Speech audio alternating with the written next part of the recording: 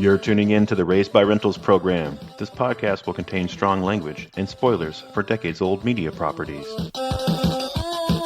Join us.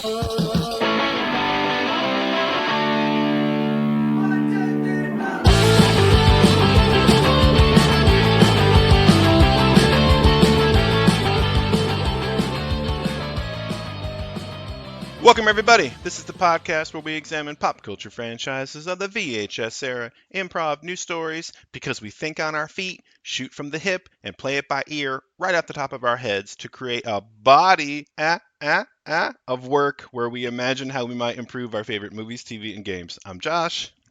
I'm Mike. And we were Raised by Rentals. Mike, fuck you. You goddamn bastard. It's been stuck in my fucking head for a fucking week because of the goddamn Chickadee China song. Chickadee China, the Chinese chicken. You have a drumstick and you bring some chicken. Oh god, not even a week. It's been a couple of weeks since we recorded it, and then I had to edit it, and then I had to put it on social media. And again, I still like the Bare Naked Ladies, and I like that song, but god damn it, if I can't get it out of my head, I'm like dreaming it now. It does. It is an earworm. It 100% is an earworm. Oh man, but that was a fun episode. So for those of you just joining us, we are back for part 2 of the Rent One Get One Up All Night double feature special,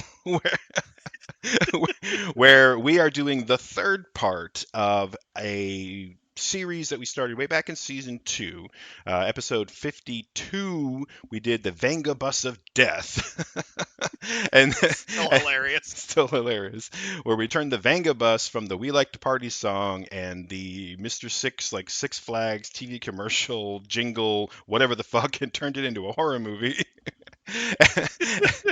And then followed it up last year with part 2, where we had Return of the Vangabus, Enter Cotton Eye Joe. Yes. And then most recently in our last episode, we did the threequel to that series where, we added 1 Week by Bare Naked Ladies to that list of just insanity-inducing earworms. Yes. Will there be a fourth? I don't know. I don't know. We'll Dun, see. dun, Dun, dun, dun, dun, dun, dun. But the second part of those first two-parters, the late night double feature picture show part 2 was hot garbage, where we did a horror movie about what if hot garbage, or what if a dumpster fire was a horror movie. And it was an exercise in ridiculousness where we made a dumpster chase a guy. But, and again, it oddly worked. Like, both the Vangabus of Death and Hot Garbage, you gotta say it like that, by the way. Yeah. Neither one of those should have worked. Like, on paper, they don't. Yeah. How did they work? But they did. They definitely were, two of our most talked about episodes, two of the most fun episodes, you know. But and then we did sequels, and I would argue the Cotton Eye Joe episode definitely, there was a lot of stumbling. There definitely, I think it was the weaker of the sequels, but it was still a really fun time. We still had a blast making it. But yeah, it felt like a universe we needed to return to in both of our little worlds. Yeah, absolutely. They're both ridiculous ideas that don't make any sense unless you're really high.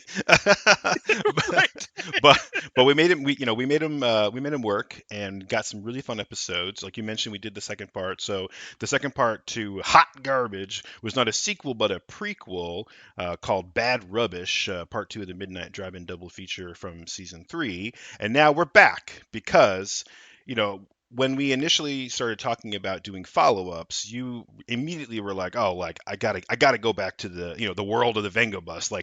There are more earworms out there that we can tell crazy horror stories about." And quite frankly, it's a great idea. It's a great hook for a series of horror stories because it's there are so many songs in the world that people just get stuck in their brain. Good songs, bad songs, whatever. The concept of like, well, what if that earworm, like there was more to it? That song was some kind of a curse that was, making somebody's life, like literally hell. And like, what kind of a story can you come up with? And I'm like, that's a genius, like premise for a whole series. Right. And And it oddly worked really well for all three. yeah, I think so too. It's fun, like, and then there's a lot more stuff out there. So you were like so excited about getting back to the world of Vangabus, and I wasn't really. I wasn't that excited about getting back to the world of Hot Garbage. Vangabus, yeah, definitely. Like, let's do more of those. But then I was like, I don't know that I really want to, do a follow up to Hot Garbage. I, I I just thought it was like such a singular idea, like this concept, of the dumpster fire as a movie, and we did this like sort of like dirty, sweaty, like frank, Hen and Lauder kind of New York, for people who are fans Mm-hmm. of like Basket Case and Brain Damage and Frankenhooker, which you came up with that connection, and it was the perfect way to describe the vibe. And I'm like, I don't know how to follow that up. And so Right. we did follow it up with a prequel because it made sense if you're going to do that sort of like, low budget, schlocky exploitation type of horror flick, there's got to be another one. There's got to be the straight to video follow up, that comes out like as soon as they can, slap some money together.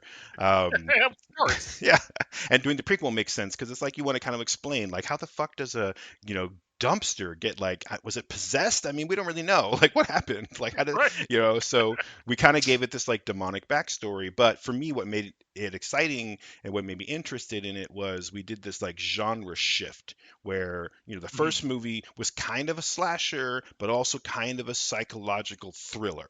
The main Yeah. character Gus Zdarsky, you're like, okay, something is going on, but is he hypnotized? Is he hallucinating? Is he like exaggerating or making things up? Like, you never really knew exactly.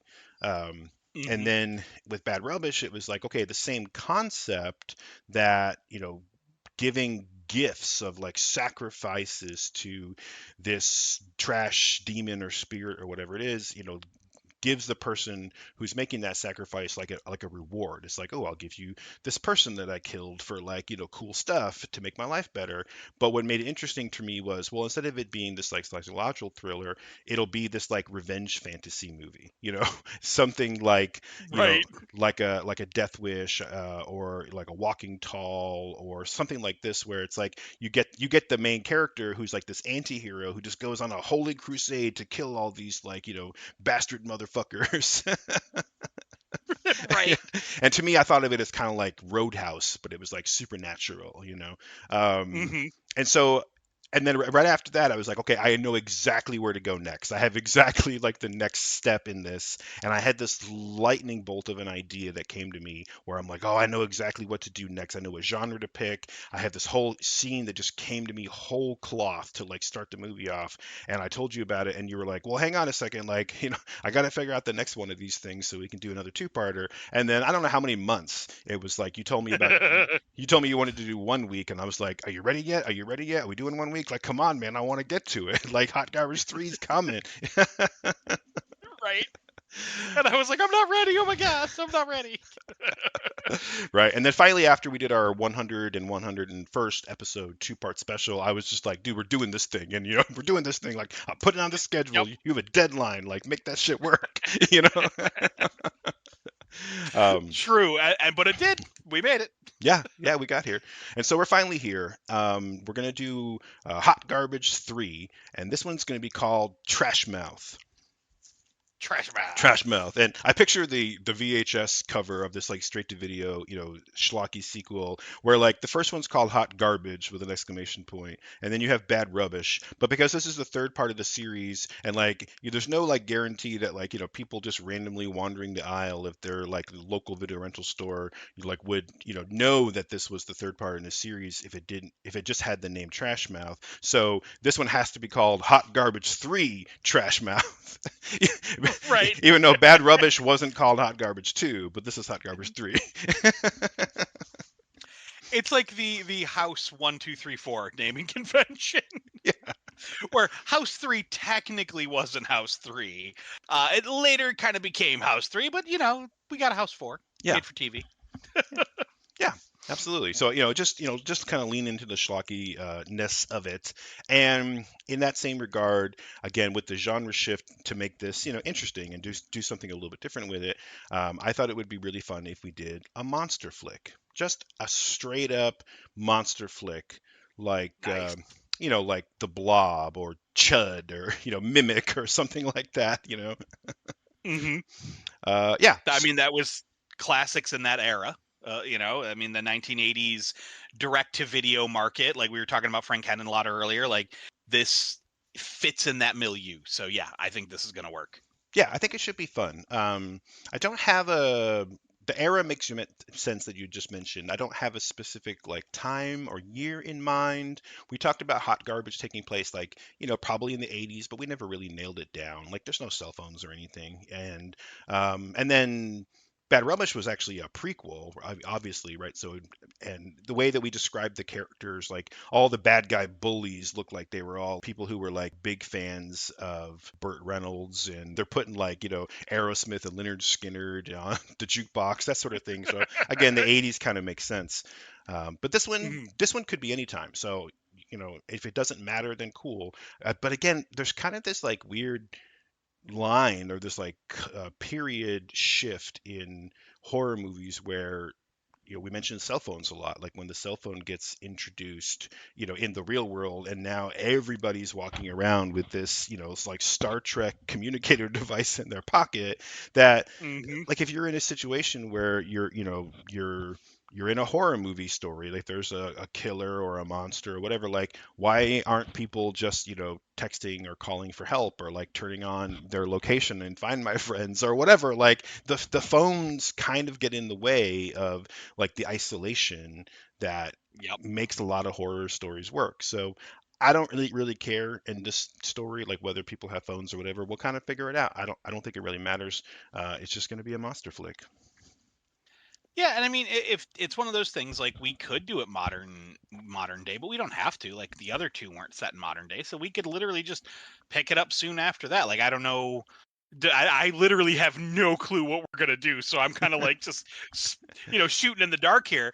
But if like let's say if the first two, like the prequel and the original, took place throughout the 1980s, like this could even be sometime in the 90s, like when we were teenagers.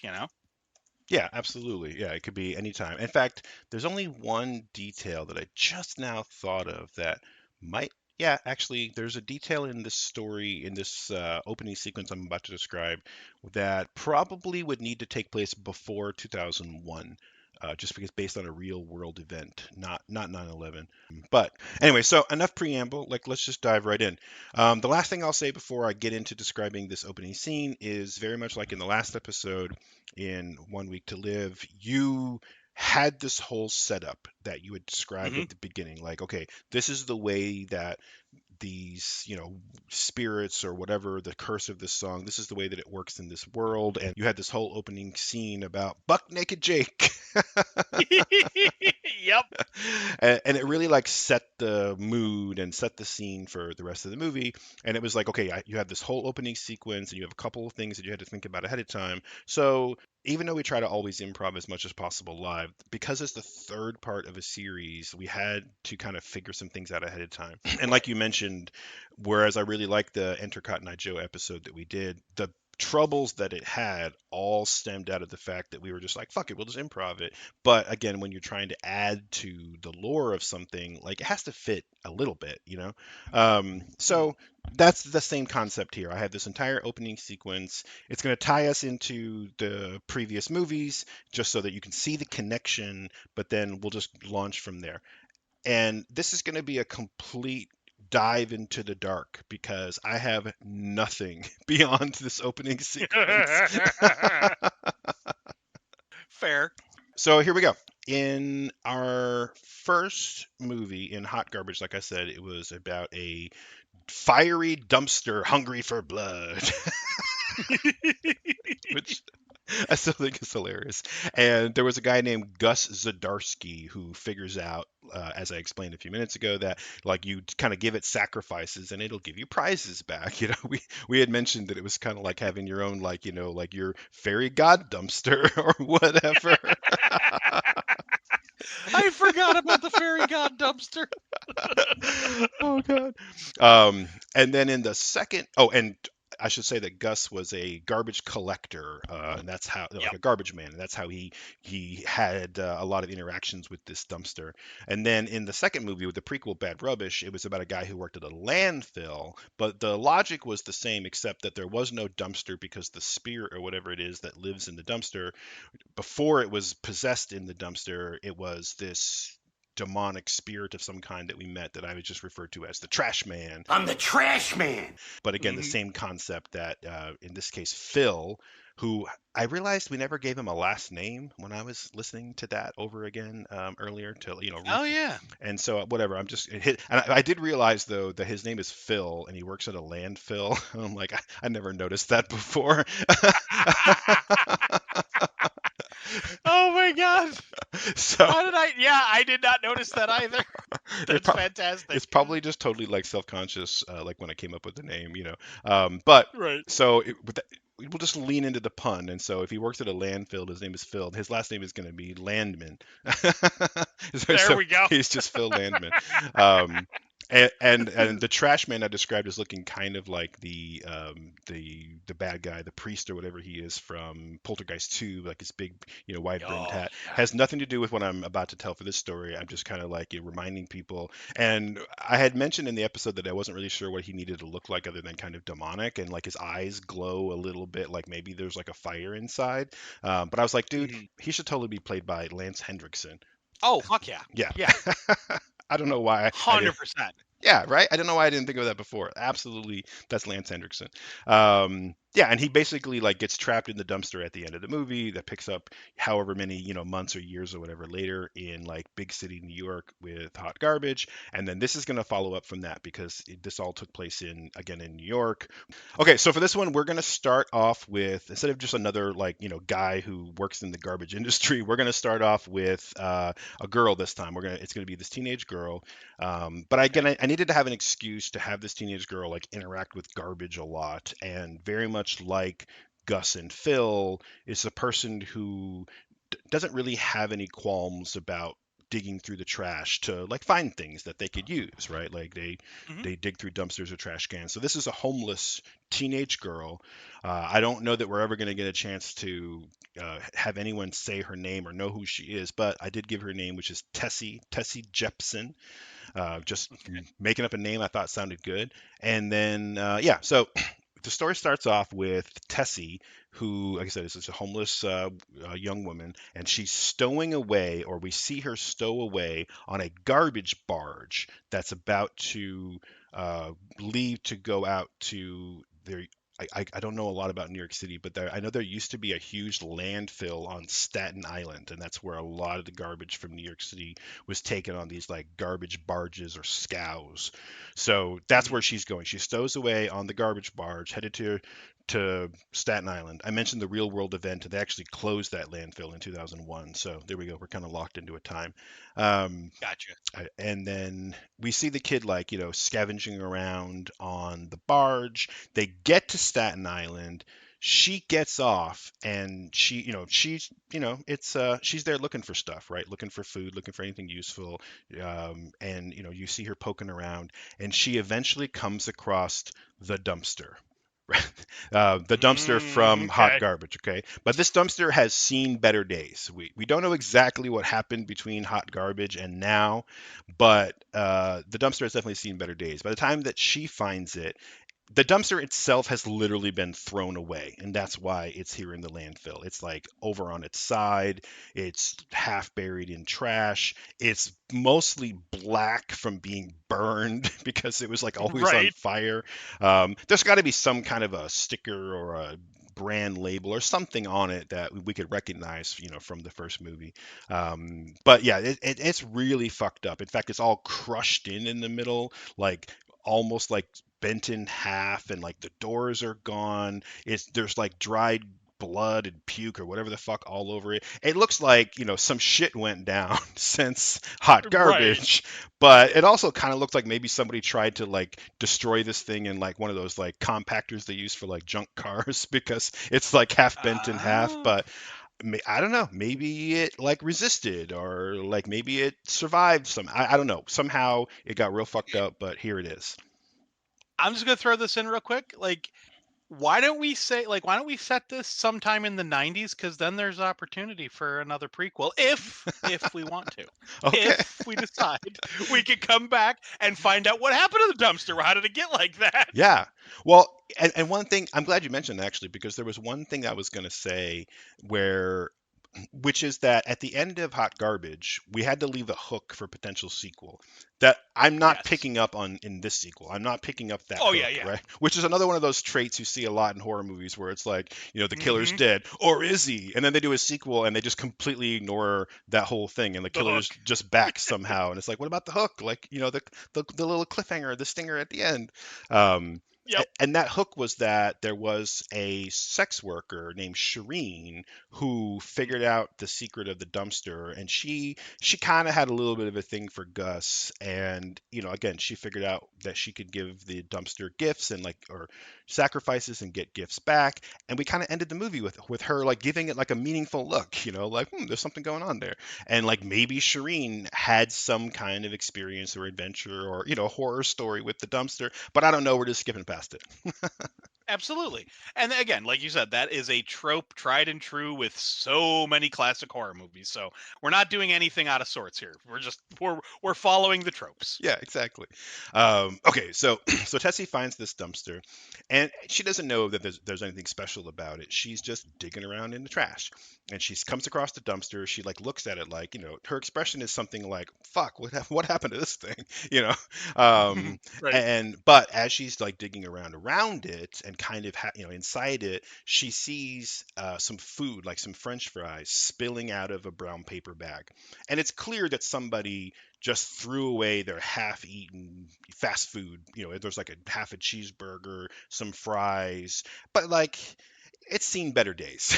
Like Right. she's a person who's not above just digging through the trash for what she needs, but like, maybe there's some mold, maybe there's some maggots, like it's gross. you know, you know? Yeah. But she's just thinking like, oh hell yeah, like cheeseburger fries, like I'm eating good tonight. So yeah, so she goes over there, she starts like taking a bite out of the burger, like or actually, she probably should like kind of investigate it a little bit first, like sniff it, make sure it's good, like the audience kind of see that like it's really disgusting, but like edible. Maybe she brushes Right. a couple of ants off of it or something. You know, Yeah, um, or like, she opens it up and there's like some maggots writhing in the mayonnaise, but she yeah, like brushes that part off. yeah. It's like, oh, the patty is still good. Exactly. Exactly, right? So she sniffs it, like looks at it, whatever. She takes a bite, but like as soon as she takes a bite, her face just does like a cartoon food gasm. It's like, oh yeah. you know? Right. like it's the most delicious thing she's ever bitten into. And like as the audience, like, I would just be cringing in my seat. Like it was a body horror sequence. Like, oh Right. God, like and she's No, like don't eat that. Ah. and she's just like, oh, it's so good. But we're gonna see like very quickly that it's not just that the burger tastes good, because like she just starts like shoving this thing into her mouth, and her expression on her face almost instantly switches to like ravenous hunger, almost like angry, like I'm gonna eat this fucking burger, you know. Um, Right. and she's like shoving this whole thing in her mouth with like I think like how the mortician in Jason Goes to Hell ate the heart, how he ate Jason Voorhees' heart. You know what Yes. I mean? Just fucking gross, like shit all Just coming down the ravenous. chin. Yeah. Just like oh god, and like not even like taking bites, but like she takes the whole burger, whatever's left of it, just like literally pushes it down her throat, like doesn't even chew it. and and her eyes are rolling back in her head, like again it's like orgasmic. It's like oh god, yeah, and but then her teeth are starting to like fall out while she's doing this. Not like she's not knocking them out, they're just like falling out of her face like somebody spilled the chiclets. Oh. Yeah. And her neck is bulging from this like clump of meat, and like her hand is like halfway in her throat as she's shoving it in, and her skin starts to turn kind of this like greenish grayish color, like she's immediately going through some kind of transformation. and Oh. and then after she gets the meat down and she's like, licking her fingers and taking the rest of the fries, and then you see she's panting and she has this like big rope of drool hanging off her face like my fucking bloodhound, just it's like, like Hooch from Turner and Hooch, just it's just, and she goes down on all fours and she's like looking bestial and her eyes are like filmed over white, like, she's blind, like full on cataracts. All of her teeth are gone and she's just panting and grunting, and she starts like stumbling down the little, hill of trash or whatever that the dumpster is on. She gets like half buried in the garbage. It I wrote down here, like, it goes quiet for a moment and then she bursts up out of the pile. Her mouth is all wide and she's like trying to roar at the sky like an animal, but the roar is like, it's like this gurgle, like she's trying to scream through like a mouthful of mucus or something. And I think, or like Emil from RoboCop when he gets like melted in the toxic waste and he's just like, Oh, yeah, yeah, yeah. he's like squealing and moaning, and this is her, and it's like she's in pain, and I think she's realizing that something is happening, but she's being completely and immediately transformed by something, right? um, Right. and we see that her teeth are all gone, but they're just starting to be replaced like so quickly by these little triangular, like shark-like teeth, little, but Oh. but it's kind of like in a circle all in the front of her mouth, not even really all the way in her mouth, but like these weird triangle teeth, like I said, like in a circular shape, and they're kind of protruding from her mouth, and they're not huge, but they're like you can see them growing in. And this would be an amazing special effects moment, right? For for somebody like our buddy, Mike McCoy, who would just love Yeah. the zoom in, and you have a special effect where you see like the tooth poke through the like slimy greenish gums, and like something pops like a pimple, it's just Oh, so gross. God, yeah. um, and let's see here. I lost my place in my notes. Oh shit. Yeah. Okay. So she has a couple of these teeth, and the rest of them are just like empty sockets where her real teeth were, and they're just like bleeding. And again, just disgusting. She kind of goes down on all fours, and she rushes back to the barge, the scow that had dropped her off again because she was at this landfill on the island. So she rushes back to the boat that she had stowed away on that was still there, and then we cut to, there's workers, like the guys who were on the boat, and they're like taking their lunch break. They're sitting around like on barrels and crates or whatever. They're having their lunch, they're having a smoke, whatever. We see Tessie just leap, and I wish I could come up with like a good example, but yeah, it's just like the superhuman leap where you see her kind of jump like in the background. These guys are in the front, in the foreground, smoking cigarettes, talking about like the Yankees or something, and you see this like animal jump in the background, get onto the boat, and then we cut to the inside of the boat where like the captain would be, right, Okay. and or actually, there might need to be like a passage of time because they just got there not that long ago, but I want the boat to leave, right? So again, maybe there's a Mhm. passage of time where she's like hiding on the boat, like night falls, right? Hey, that's actually probably good if it was dark. Night falls. Now the barge is going to leave. The captain is there, and he's this guy. I wrote down that he looks like Mike Haggerty, which is a really obscure celebrity, like Z-list celebrity. You got to Google him, but as soon as you see him, you'll be like, oh yeah, I know exactly. He's like one of these character actors who's been Oh, yep. been in a bunch of stuff. You know what I mean? I just looked him up. I'm like, oh yeah, that guy. That guy. Yeah. I remember him from Wayne's World. Yeah, exactly. He's in Wayne's World, and I don't know if it was just called the George Carlin Show, but George Carlin had a sitcom in the '90s, and he was on that. And he was I pictured him because in the George Carlin Show, again, I could be remembering it wrong, but I remember him as being like the gross guy. It was the show where George Carlin would hang out at this bar all the time, and there was this guy who was always just like, he would eat like the eggs in like the vinegar like pickle jar that had been behind the counter Oh for like yeah. a decade, and he would like finish other people's drinks that they left when when they exited the bar or whatever. Like he was just, Hmm. that's why I pictured him. I was like, he's just the gross guy. Yeah, so so he's just like whistling while he works. works, and he starts pulling the barge away, and they get out to water. He's just minding his own business, listening to like a ball game on the radio or whatever, and then he hears something, as you do in a horror movie, like, what was that? Something moving in the darkness behind him, Yep.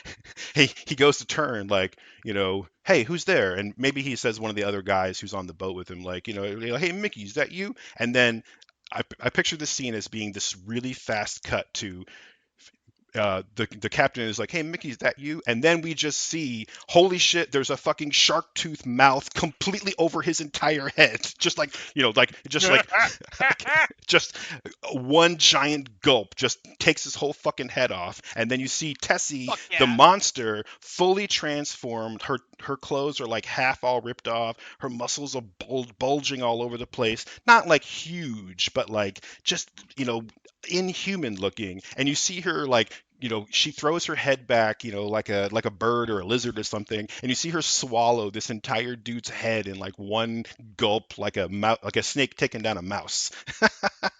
Yes. Dude, Uh, I'm picturing this whole thing as you're telling me. I'm just like, whatever. Like, I feel like I'm watching this. Yeah, good. I love that. This whole thing just like came to me. I was so excited about it, right? And you see her take down the head. The body goes down. And then the camera's gonna like move back. You'll see there's blood everywhere. Like she already got the other dudes that were on the boat. And then she goes back to his body and just starts eating it. And you see now she has this shark tooth mouth. And there's more teeth because it's like it's later in the day now, and it's just like a shark. There's like rows and rows of them, but they're in this perfect circular, like these concentric circles, perfect on the outside, Mhm. inside, and she just starts going to town on the body. But you see that it's like every row of teeth is like a jawbone, and they're all moving separately from each other. So she's not like chomping, she's like serrating and sawing like an electric knife, right? Nice. And then the scene's going to end when she like she basically like looks up at the camera, like she's done eating, she looks up at something, but she's going to look at the camera, and you're going to see her face. You're going to see all of these like rows of circular teeth spinning in her mouth, going in different directions like a garbage disposal. Nice. And then we're going to zoom in on her eyes, which were, again, they were all white like a cataract, but now you see them, they start to kind of smolder orange a little bit, and then these little flames pop out, and there are these little blue flames like a pilot light. Like both of her eyes are pilot lights, and her mouth is spinning, and she does that same kind of like guttural roar, and then the camera just shoots back out like to the sky, watching the barge just drift into like the harbor to New York City. Nice. Holy shit, dude. So now we got to figure out, what does Tessie do? What does this monster do? Where does it go? Who does it get? Like, how many victims are there going to be? Like, I hope a lot. Like. Well, that's a hell of a way to open a movie. So, okay, before we go any further, I just want to solidify a few things. Like, I want to make sure I'm on the exact same page. When she took the food, did she Mhm. take it from the destroyed dumpster, or was it just nearby? I described it. I think I described it saying that it was kind of nearby, but my idea was that Okay. the food had been in the dumpster. Like, however, it gets Okay. filmed or whatever. But the point is, yes, she got whatever this curse is from the dumpster because she ate the Right. food that was in the dumpster. And the reason I went through all that backstory to talk about the trash man and all that is this: whatever this demonic spirit is fucking pissed, and now it's in Well, Tessie. yeah, that's what I was thinking. Like, almost like it used its last bit of effort to like show her this food, and we could almost maybe backtrack a little bit, where it's like the audience is seeing this burger with like maggots and all this stuff over it, but then we see like Tessie Mhm. holding it up, looking like doing that wide-eyed like whoa, and then we see her eyes, and it's a perfectly wrapped like mega burger or whatever, Nice. from the local restaurant, and so it looks perfectly good to her, and she's opening it up, and we see her brushing it off. In her eyes, maybe she's like, oh, I don't like pickles, she's like brushing off some pickles, and when we see what she's actually doing, she's brushing off like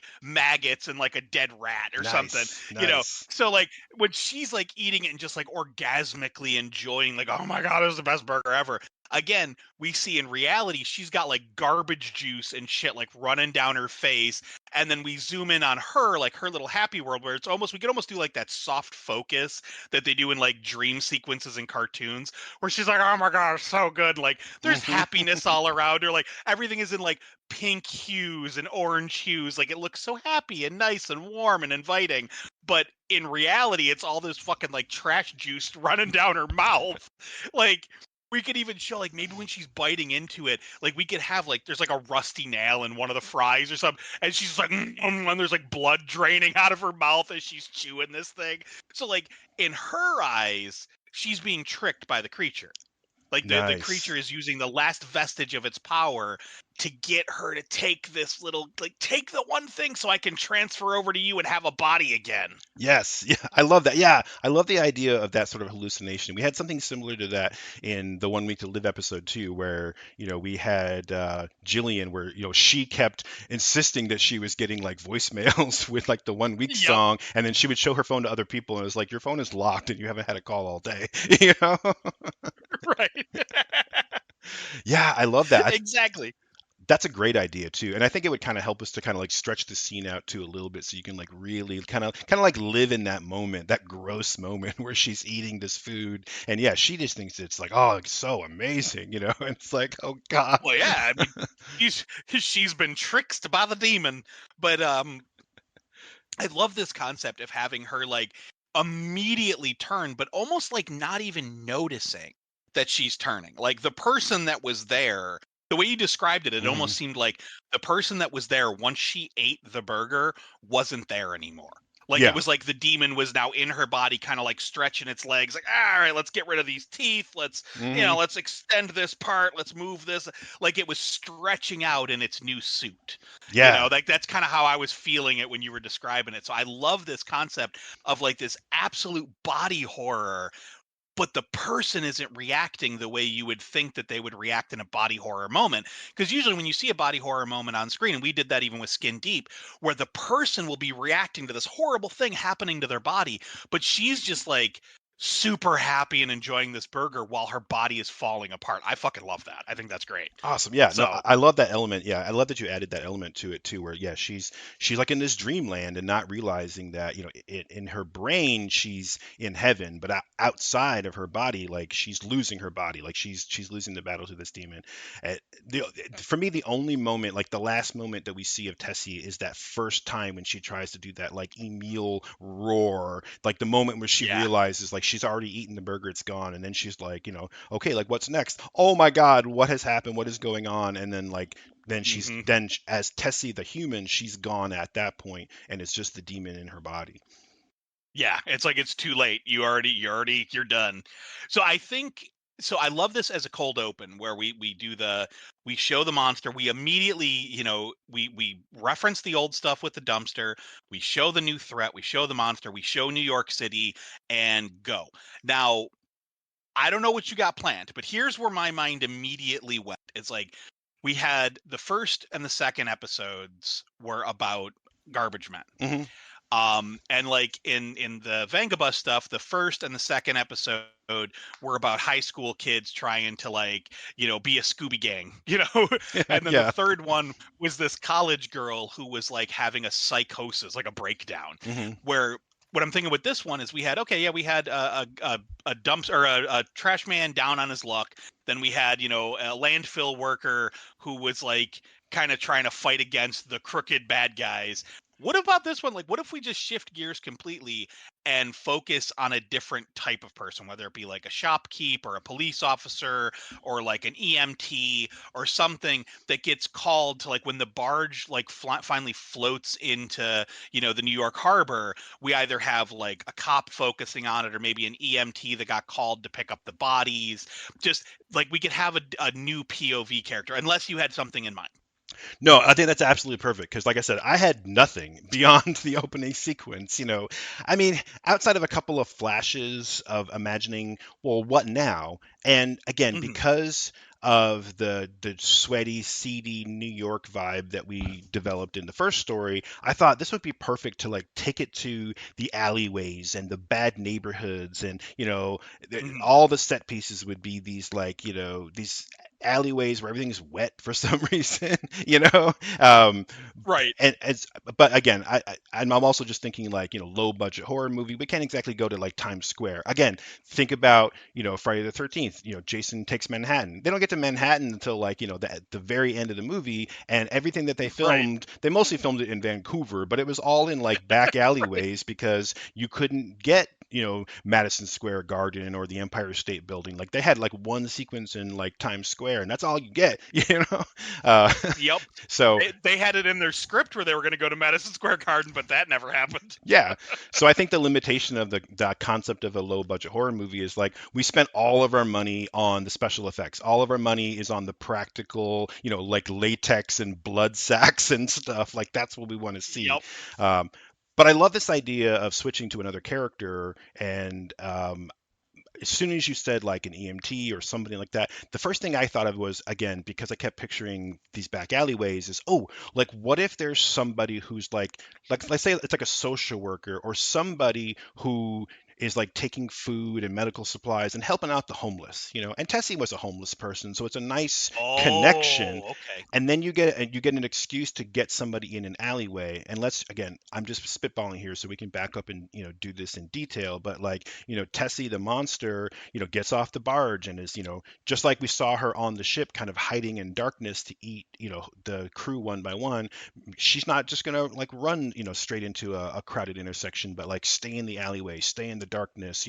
And again, this is like a trash monster. So dumpsters and trash cans and sewers and like spilling trash bags out the back of Chinese food restaurants. It's like that's where it wants to Right. be. Like that's its heaven. So if the what if and I don't and just picture because I know you're a fan of Todd McFarlane's Spawn, right? Picture Oh yeah. picture the alleys that Spawn was like the Mm-hmm. king of, those disgusting, dirty alleyways that were also like a labyrinth, and you get this monster who's like preying on the homeless and like the heroin addicts and all this, and then here comes this social worker, I don't know, Amanda, and holy shit, she's gonna somehow have to face this monster. Okay. Okay. Oh man, you gave me so many ideas. Okay. I'm gonna write down Amanda Social Worker just so I can keep the name straight. Okay. So here's what I think we should do. I love the idea of having this be a social worker so we can connect to the homeless people. And if Tessie was homeless, it makes sense that that Amanda might be aware of Tessie. But why don't we do Ooh. something like this? We have like Tessie hasn't been around for a couple of days. Maybe one of the other homeless people that like she knows will have some other girl, I don't know, like we'll just call her Cindy. So Cindy goes to speak with Amanda and maybe tells her like I'm worried something happened to Tessie, like I haven't seen her in a few days, like I mean she always comes around, like maybe the soup kitchen did something like Hmm. every Wednesday there was something that she liked. She was like she never showed up, it's been 2 weeks and she hasn't shown up either time. And like we could have Cindy be that character who's like she's down on her luck, but she doesn't seem like she's all there. So maybe Amanda at Hmm. first is like, Yeah. I'm sure she's okay, like it's okay, Cindy, like kind of gets her, gets her something to eat, gets her a blanket, kind of helps her out some. And then like maybe she sees on the news where we have like the barge, like the Hmm. barge coming into town, like, 4 bodies were found on the, blah blah blah blah, and it's just kind of like, what the hell? Like, so we can acknowledge, yes, this happened, but no perpetrator was found. So we were telling the audience, like, yeah, the creature's out there still. The cops are Hmm. investigating, like, how did these bodies, like, they look like they had been half eaten, like what happened, that type Yeah. of thing. So we could just kind of pepper that in there so people are aware it's out there. But I love this idea of having her be our POV character. We could even, if we wanted a secondary POV character, we could even have like her find other dead bodies of like maybe other homeless people, or what she thinks could have been a homeless person. Maybe they're always missing their head. Maybe Tessie, Yeah. trash mouth eats heads. Yeah. So we could make it harder to discover who the bodies are. and then like maybe oh dude, why don't we just go with that, Hmm. so the idea of like we saw her eat a head, she fucking snake gulfed it, like Yeah. well like the whole thing, maybe all of the bodies, like the workers that Hmm. we saw, that maybe when we see that barge again, there's just bodies and every single one of them's missing a head. Yo, So I when love we that.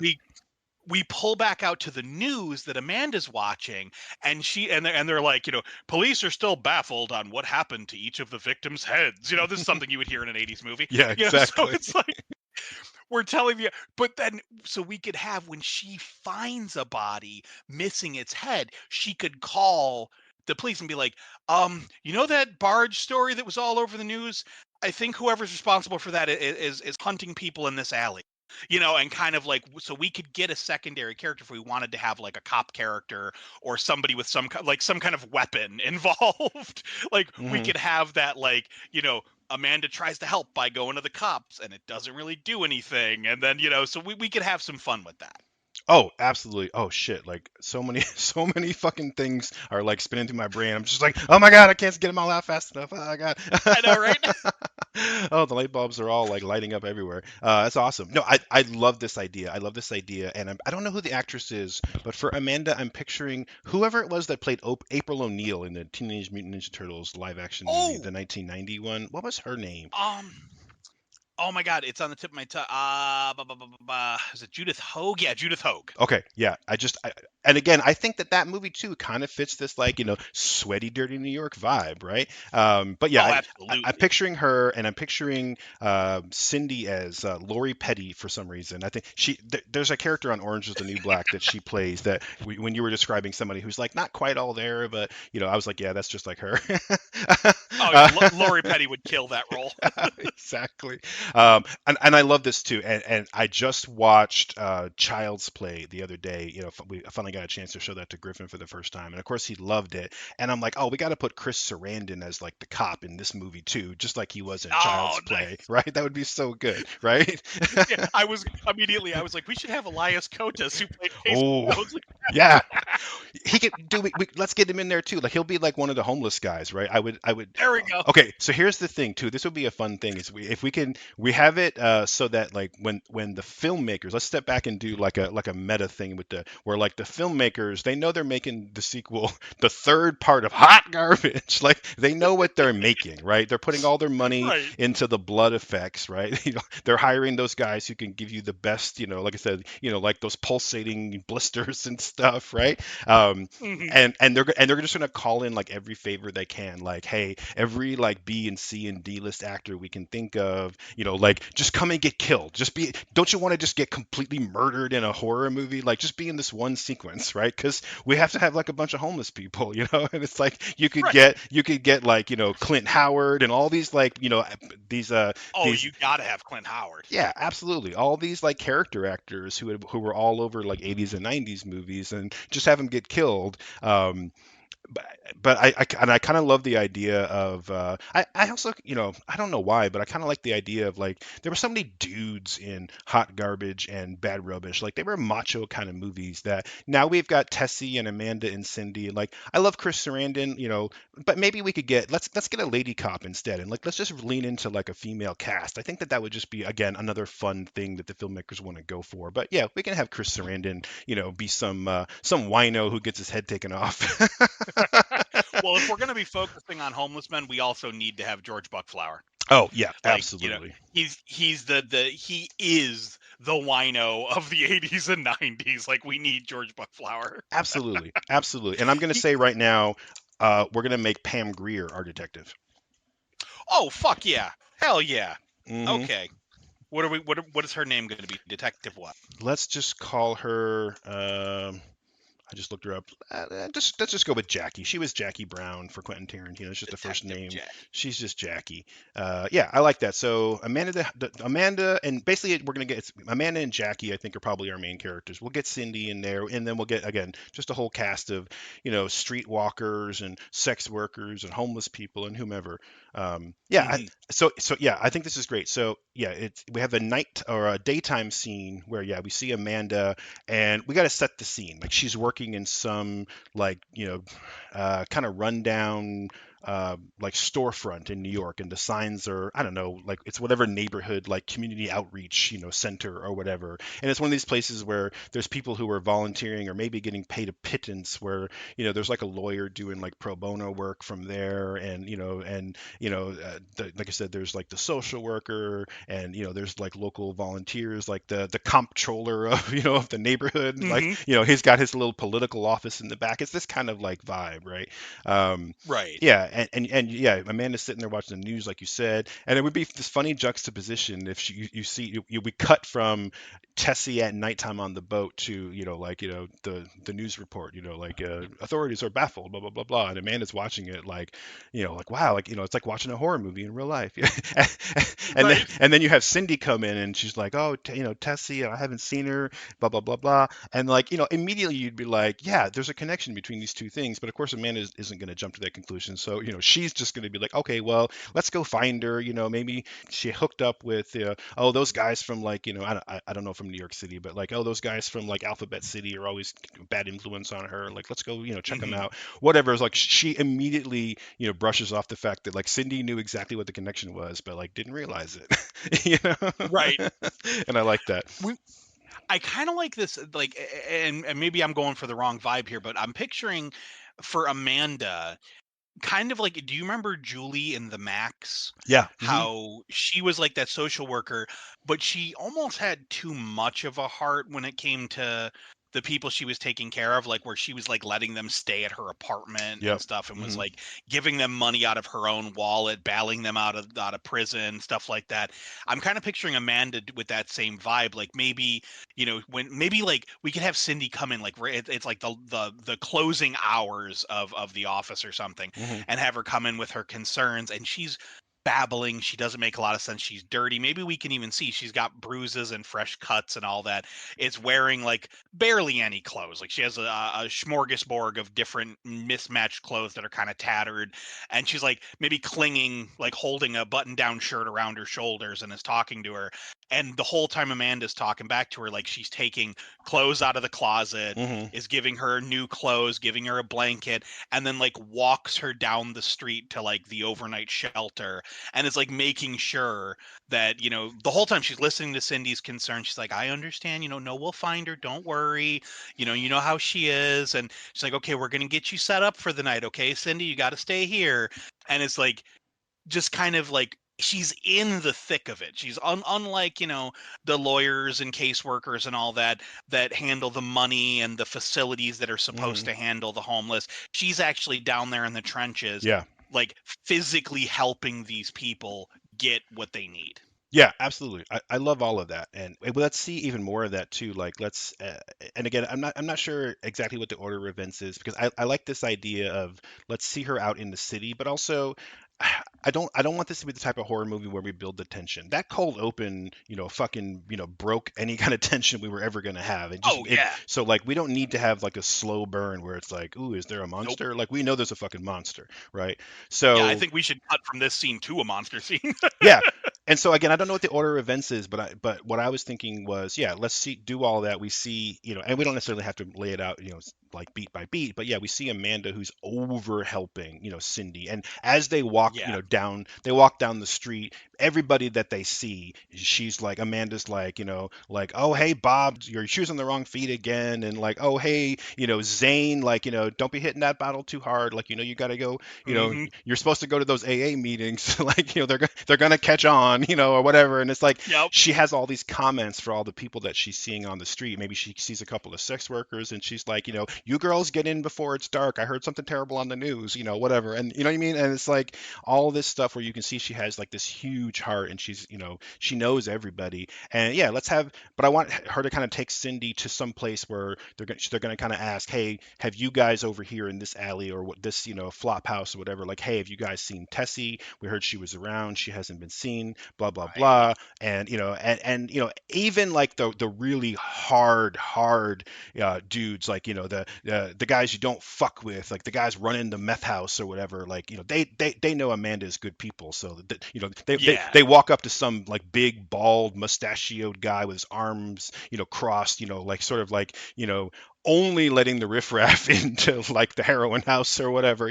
Right. He's like guarding the door, but Amanda walks up, and then his whole like demeanor breaks, and he's like, "Oh, hey, Mandy, Yeah. did you hear I got that date, with Julie, from the Julie shop or whatever, and he's Right.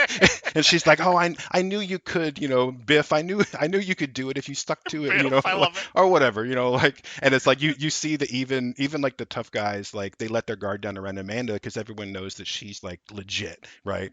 Yeah, she's helping the community. She's Yeah, not just another faceless bureaucrat. yeah, But real quick before we go too deep into this, I think this is because you kept talking about you don't know the passage of time. So how about this? Here's how we'll do this, and we'll introduce all the characters on the playing field. So we do the opening, like we said. We see the offices that you talked about, where we see all the different people. We see Amanda.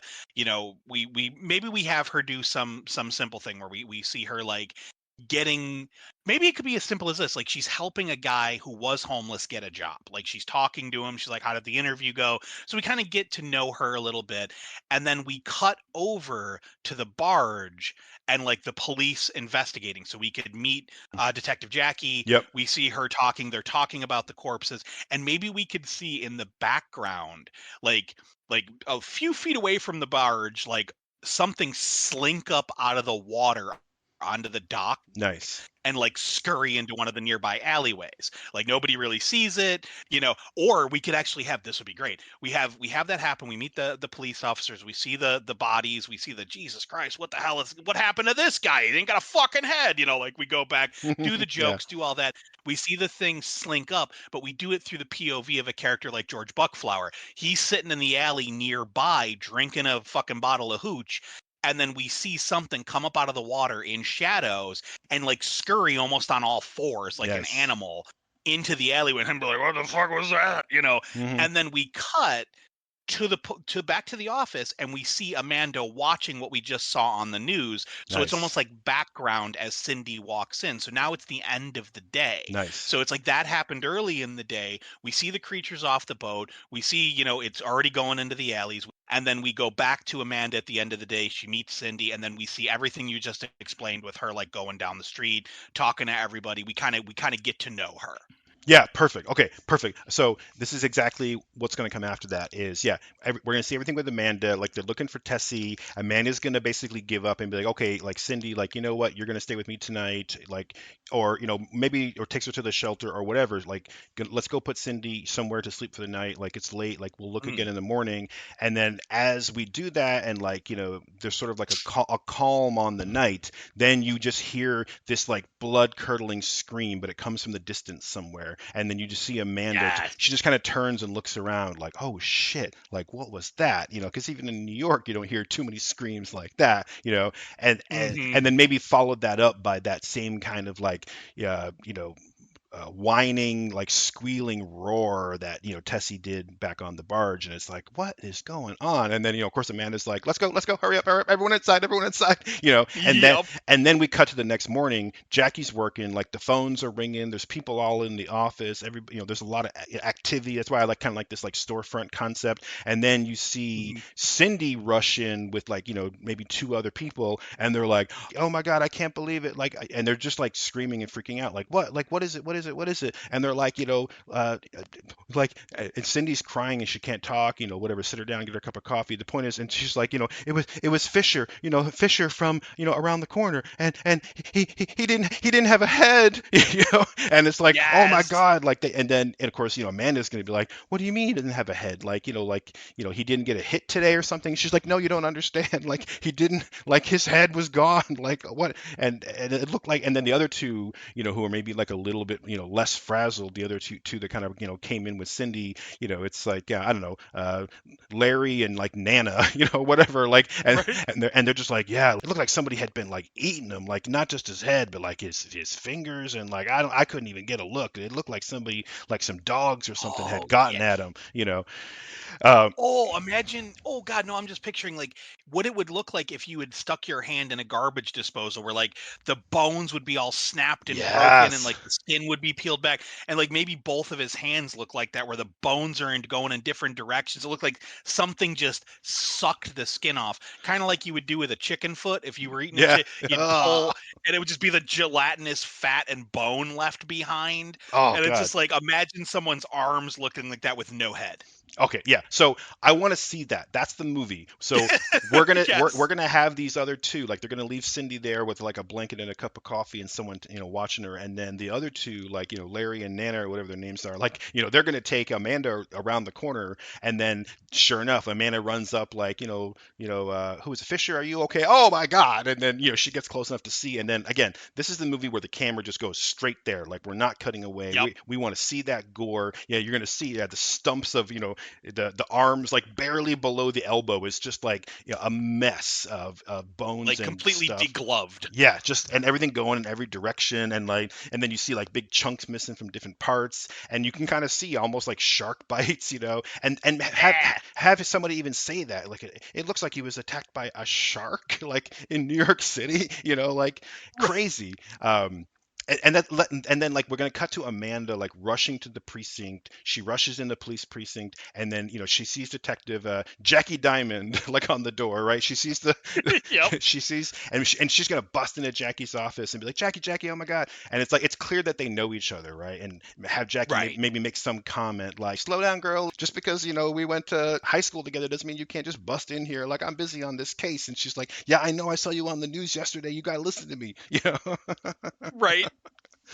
Oh. Well, I mean, of course they would have a relationship. She's works with the homeless, and I mean, just for my own job, like the police often have to pick up, homeless people and stuff who are trespassing or in a place that they can't be and they got nowhere to go. And they often get dropped off at the hospital for an Mhm. evaluation to make sure they're healthy, they're okay, that type of stuff. So the police would, of course, be familiar with the homeless people. So, of course, they would also be familiar with the caseworkers who are helping the homeless people and all the social workers. So it would make sense that Amanda and Jackie would have this storied past, and like, yeah, maybe they went to school together, like you said, but it's like their work is also kind of intertwined in a weird way, where like they have to deal with each other on a regular basis.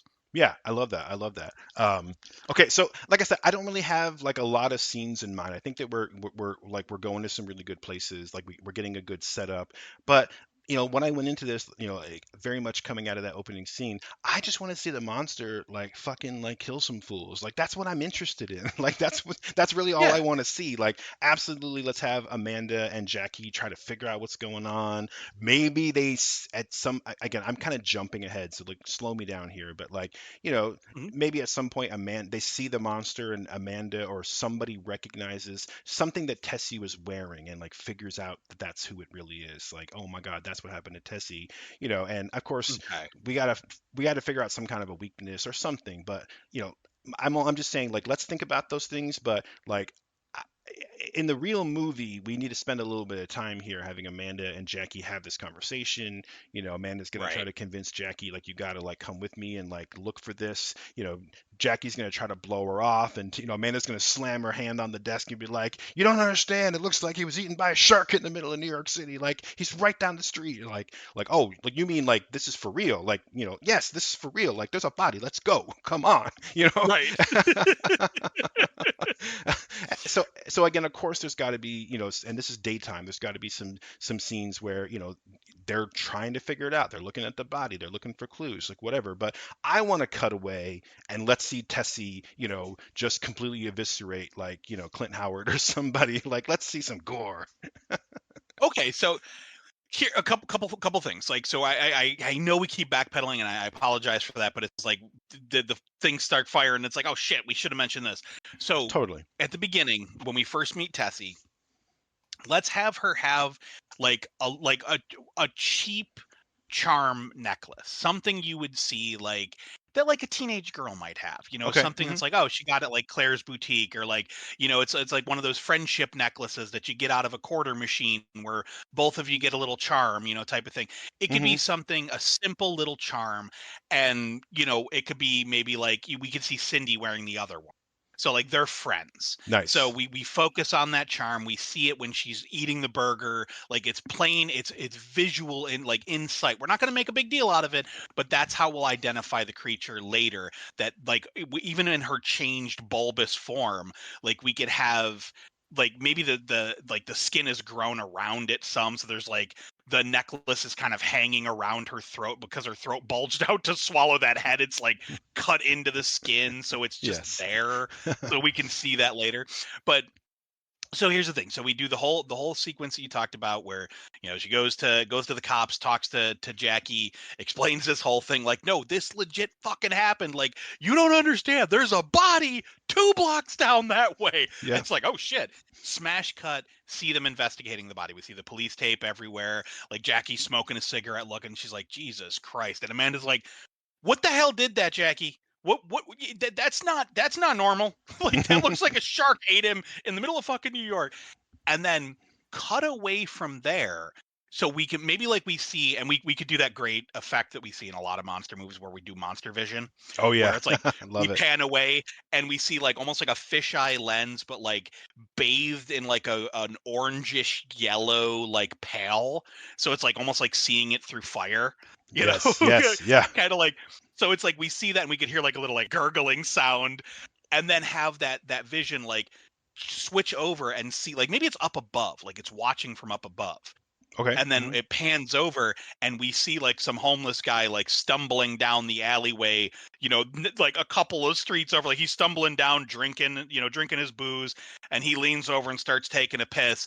And then we see like again, we're seeing POV shot, we see the creature's hand, it's all like gnarled and elongated, grab like the side of a fire escape because it was up on a fire escape on the side of a building, Yeah. and it like crawls over the edge. And then we're gonna cut to the homeless guy peeing, and in the background, again, soft focus in shadow, we see this thing crawling down this, like face first, crawling Yes. down the side of the fire escape and slinking into the shadows.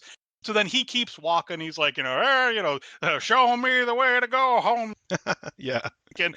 And then like we just see these gnarly hands like come up behind him and place their hands on his shoulder, and he goes, huh? And turns, and then the big shark mouth like comes up behind him and slams down over his head and starts serrating his neck off as like Yes. blood and viscera, and he's just like, "Blah, blah, blah, blah, blah, blah," and Yeah. then the body falls over and is just spurting the blood, and then we just see like the hands of the creature like down into the blood and like scurry away, like it leaves Yes. a like a paw print in the in the blood. Yes. I love it. I love it. Yeah. That's.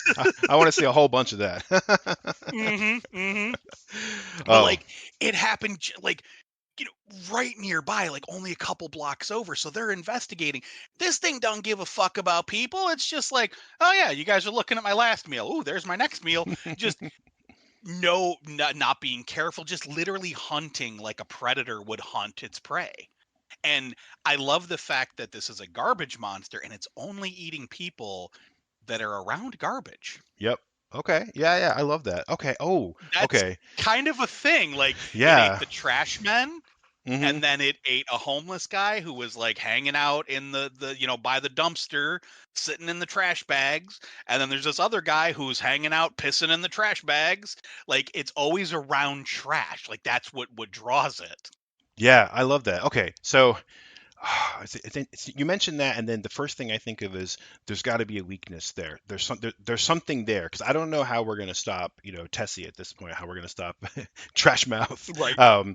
but that there could be something there. Either its attraction to trash is going to allow it to be lured into some place where they can where it's not as strong, or it can be ambushed or whatever, or maybe they need to get it away from trash and then it gets weakened in some way so that again they can kind of take it down, because we haven't seen anybody try to fight it yet. Like we got to get there, so then we'll have to decide when we do, like, is Jackie just gonna pull out her service revolver and shoot it? Like what does that do? And Mhm. I don't know yet, but I'm just saying, like, you mentioning that it's always around trash. Okay, so that's a clue to how we figure out Right. how are we going to stop this monster. It's Beelzebub, the Lord of Flies. No, I'm sorry, I had to say it. Yeah, exactly. Because I was like, it's kind of funny. Like he's just around like the garbage because Yeah, in all episodes he's been around garbage. that's true. Yeah, Um, but and like I said, we could just go full on like fuck it, it's a horror movie, it's an exploitation flick. Like we've had enough story. Like now we're just gonna go for it, right? oh And yeah, and there's a part of me that's like, okay, so we've convinced the cop that there's something going on. We don't need to have the cop be like, well, I don't know, there's probably some like rational explanation. No, there's no fucking rational explanation. There's something right. going on. There's a fucking monster. Like for once, let's have a cop in a movie who has a goddamn brain, who's just gonna be like, Oh okay, no, I'll believe you. I think you nailed it when you talked about Chris Sarandon in Child's Play because that was him. Like if Yeah. you remember Hmm. Chris Sarandon, it's like at first he was like, no, it doesn't make sense, but he did notice like the footprint in the flower, so he was open to the idea of something strange is happening, and like he saw Chucky once and he was just like, yep, okay, fucking, it's the doll, let's kill it, Yeah. like Yeah. he's. And I think Pam should be the same way in the sense of, or not Pam, I'm sorry, Jackie, should be the same way in the sense that like we take that 5 minute scene, like we didn't really go over it here, but we take that 5 minute scene of Amanda and her interacting. We see their back and forth. We could do the whole thing of Jackie be like, damn it, Amanda, I don't got time for this shit right now. I understand those people need you. I understand they need me, but there's a lot more people in this city that need me.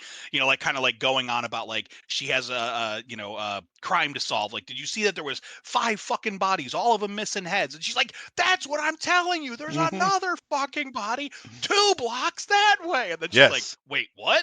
And then we zoom in. So yeah, she's already on it. She's like, look, I've already seen some shit prior to you coming in my office. Now I'm seeing some more shit. Some shit's going down. Yeah. So Yeah. Exactly.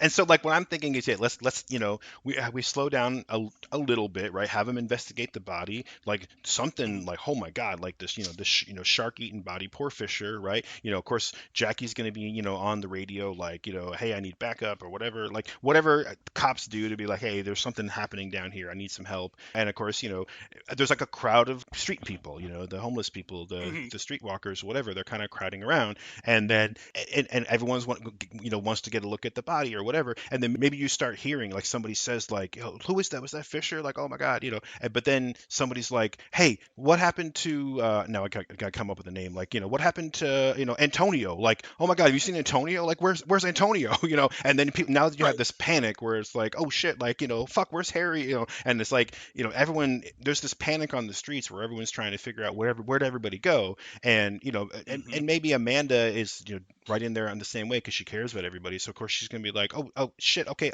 okay, Antonio first. Let's go find him. Like, let's go. And Jackie doesn't have any lead, so it's like, okay, fine. Like, let's follow this alleyway. Or maybe, better yet, hang on. Maybe she's the one who stops and looks around because she's the detective. So she's the one who stops and Hmm. looks around, and she sees all the blood. And while everyone else is panicking, going to look for their loved ones and friends, she's noticing like there's a trail of blood, but oh my God, it goes up the wall, like to the fire escape. Right. But like, again, she's like, well, something did this. We're not imagining it. So I think it'd be cool if you start seeing her, she's going to start tracking it. And then we can kind of we can cut back and forth a little bit between, the street people, like trying to like look for their people, while the monster is now gonna like, it basically can't hide, or it doesn't need to hide, because ooh, like, like we kicked the hornet's nest, and everyone's all a buzz, and like, like it's like there's a snack, and there's a snack, and there's a snack, and oh my God, Right.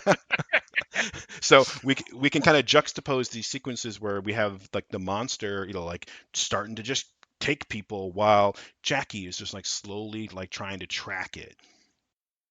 Yeah, no, okay. So this should take place over the course of a few days. Like, I like this idea of like, so that first we see that first interaction, the first investigation, all that, and we see, then we cut away to that kill. But yeah, let's have like, there's more report. We'll do like a police sequence where we see like another report about another body missing a head.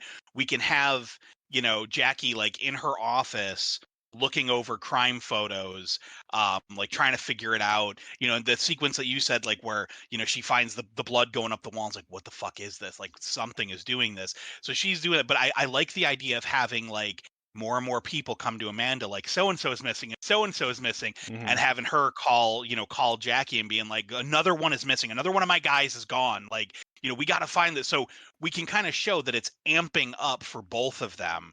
And meanwhile, this gives us, during this scene, we can do another scene of a death and then another scene of a death. So like Yeah. between these segments, so I was thinking about when we were talking about it going up the wall, like because we saw it scaling the fire escape.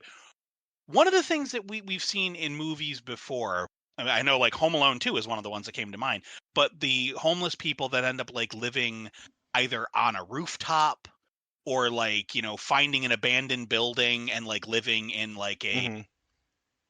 an open area that's not being worked on at the moment because of weather or whatever. Um, so I like this idea of like the creature kind of like sitting in a place up high, because again a lot of predators do, but like sticking to the alleys, but have like, one of those homeless people that like, have pigeons and shit up on the top, Yeah. like, Hmm. so have some like little old lady, like sleeping next to a pigeon coop or something, and have, her get ripped apart, same thing, head come off, all that.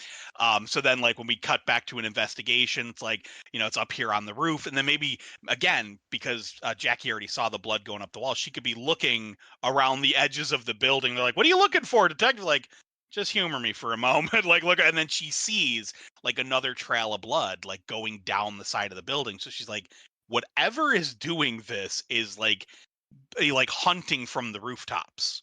Yeah. So it's Yeah. like I like so that. she starts staking out, and maybe she could catch it, like see it crawling up this, like something in shadow in the distance, like almost like we could almost make it look like it's parkouring up the fire escape, Yeah. like Yeah. moving so fast. Yeah. So she's like, "Is that a person? What is that?" And then maybe it kills somebody. Maybe this the pigeon lady. She kills the pigeon lady, Hmm. and like it and Tess takes off, and then by the time Jackie gets over there, it's the person has already been eviscerated, and she's trying to convince other people that this thing, whatever it is, killed this woman in seconds. And they're like, "You've been working too hard, Jackie," that type of Yeah. thing. Oh, Like, no one's gonna believe her. okay, okay, hang on. I'm gonna contradict you on one thing because I just had this Mhm. fun. I had this fun idea because and I know I said I I'm wanted just to. spitballing, so Yeah, like, yeah, feel no, free. I love all of this. I love all of this, and I'm totally picturing like Predator 2 with like the city hunter, how he was just like scaling up the side of buildings.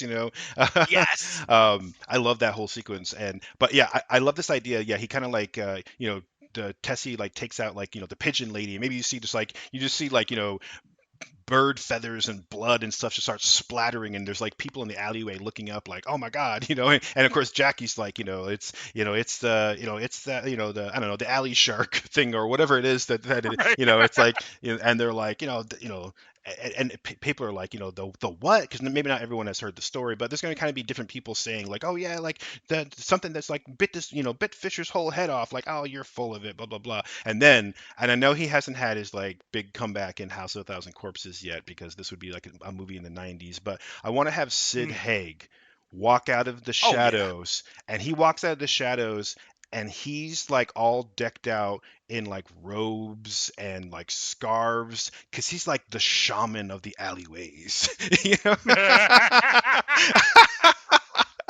Nice. And he walks out, and like again, I mentioned like the Spawn connection, so maybe everyone calls him like oh, that's Dr. Simmons, or, or something like that. He's Or like the Cagliostro yeah, character of this exactly. world. Or he's like, oh, that's Holy Al. Yeah, we'll call him Holy Al. He kind of comes out of the shadows, and everyone's like, oh shit, it's Holy Al. Like I didn't even see him coming. Did you guys see him coming? Like he just appears out of nowhere, and then you can see Sig Haig is like, yes, I have seen this monstrosity too. Like this atrocity that haunts our alleyways, and he's he's like orating like a like a preacher or something, and he's like we must join forces, and of course he's going to use all of these sort of like dated works. He's like, we junkies and cripples and hookers, we must join our congregation together, to become the army for this pig, this cop in our midst. For today we will forgive her choice of career, and she will lead us to cast out this curse from our safe alleyways or whatever. I can't come up with the whole speech, but like this over the top character who, of course, Detective Jackie's just like, cool, thanks, Al, awesome. Oh, Dude, you set up something that could go in one of two directions. We could do exactly what you said, or and cut this out if it doesn't work for it. But what if we introduce this character here and have him be like, I have seen the alley shark, and Yeah. he starts talking about it to his people, but to the other homeless people, and we show a flashback scene of like maybe Al or you said Al, right? Yeah, Holy Al. Holy Al. Okay. Yeah. So maybe he's sitting there. Maybe he's like he's eating like some big sandwich or something. Like he got something. He got some food and he's sitting there eating it. And he sees, Tessie attack somebody and like, rip their head off. And then it like turns and focuses on him. And he sets his sandwich down in front of it and like backs away. And she like sniffs at it and like sucks it down her gullet and walks away. Ooh, So yeah. now he's like, it is our protector. But it will feed on us unless we give it feed. Like unless we give it sacrifice. Like we sacrifice of ourselves to feed the guardian. So now you have this fucking cult Yes. springing up around this demon thing, and the detective has to worry about the crazy people who think the fucking land shark or the alley shark is gonna protect them. Meanwhile, it's actually killing them. Yeah. Oh, I fucking love that. That is such a better twist. I love that. Yeah. Yeah. That's so perfect. And just introduce this other sort of antagonist into the story. Yeah. I love that. Mm-hmm.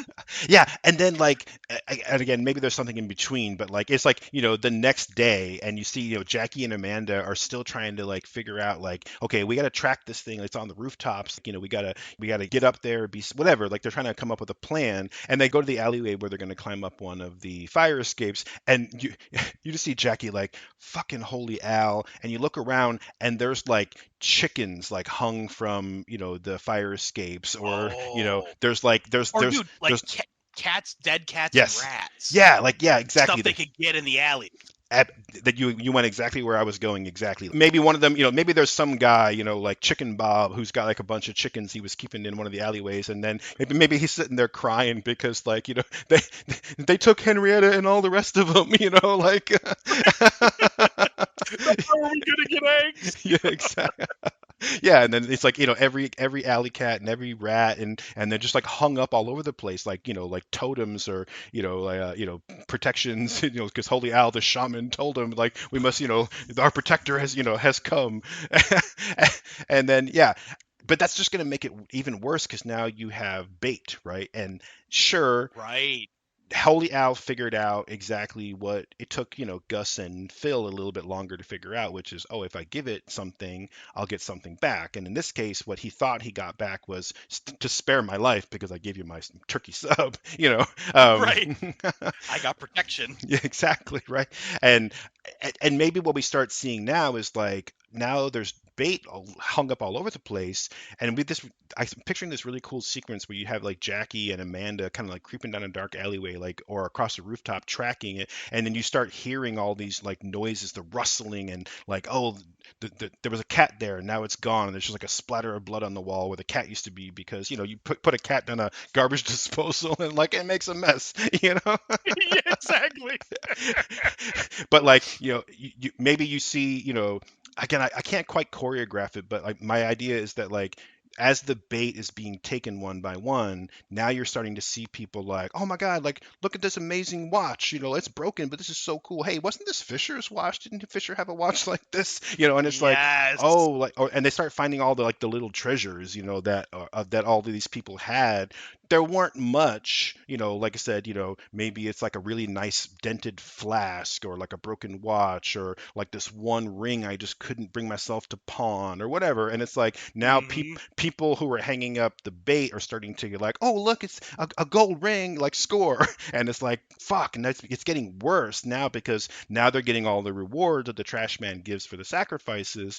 So they're putting up even more and even more and even more. And now we're going to ramp up to, we're going to show some sequence where somebody broke the rules. I don't know what it is yet, because I'm just, making this up on the spot. But like, there's some homeless guy who, oh, maybe it's a guy, maybe like yeah, there's like sex workers and pimps and stuff like that, but no, there's no rape, there's no sexual Yeah. assault. Like it's like this society, Big Al and his people, they police that, right? So maybe there's somebody who was like a kitty toucher, and they're and they're gonna catch this guy, and it's going to be like the sort of vigilante justice, amongst themselves, that they Yeah. they find Freddie Bob, he was messing with little Annie, and like of course Big Al's going to be like, our protector has come to show us the way that we can protect ourselves and like bring justice to these alleyways, or to these dark corners or whatever, and they're going to string him up as bait, and then Yeah.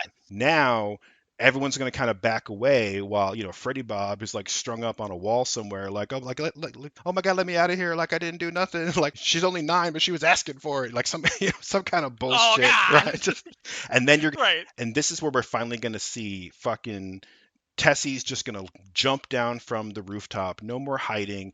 We're going to get the full on, full body shot of exactly what she looks like now. And she's like evolved a little bit, like more like misshapen and hunched over, and like bones like sticking out. And like her spine is all like extended, like fucking Zelda from Pet Cemetery, Oh God. Yeah.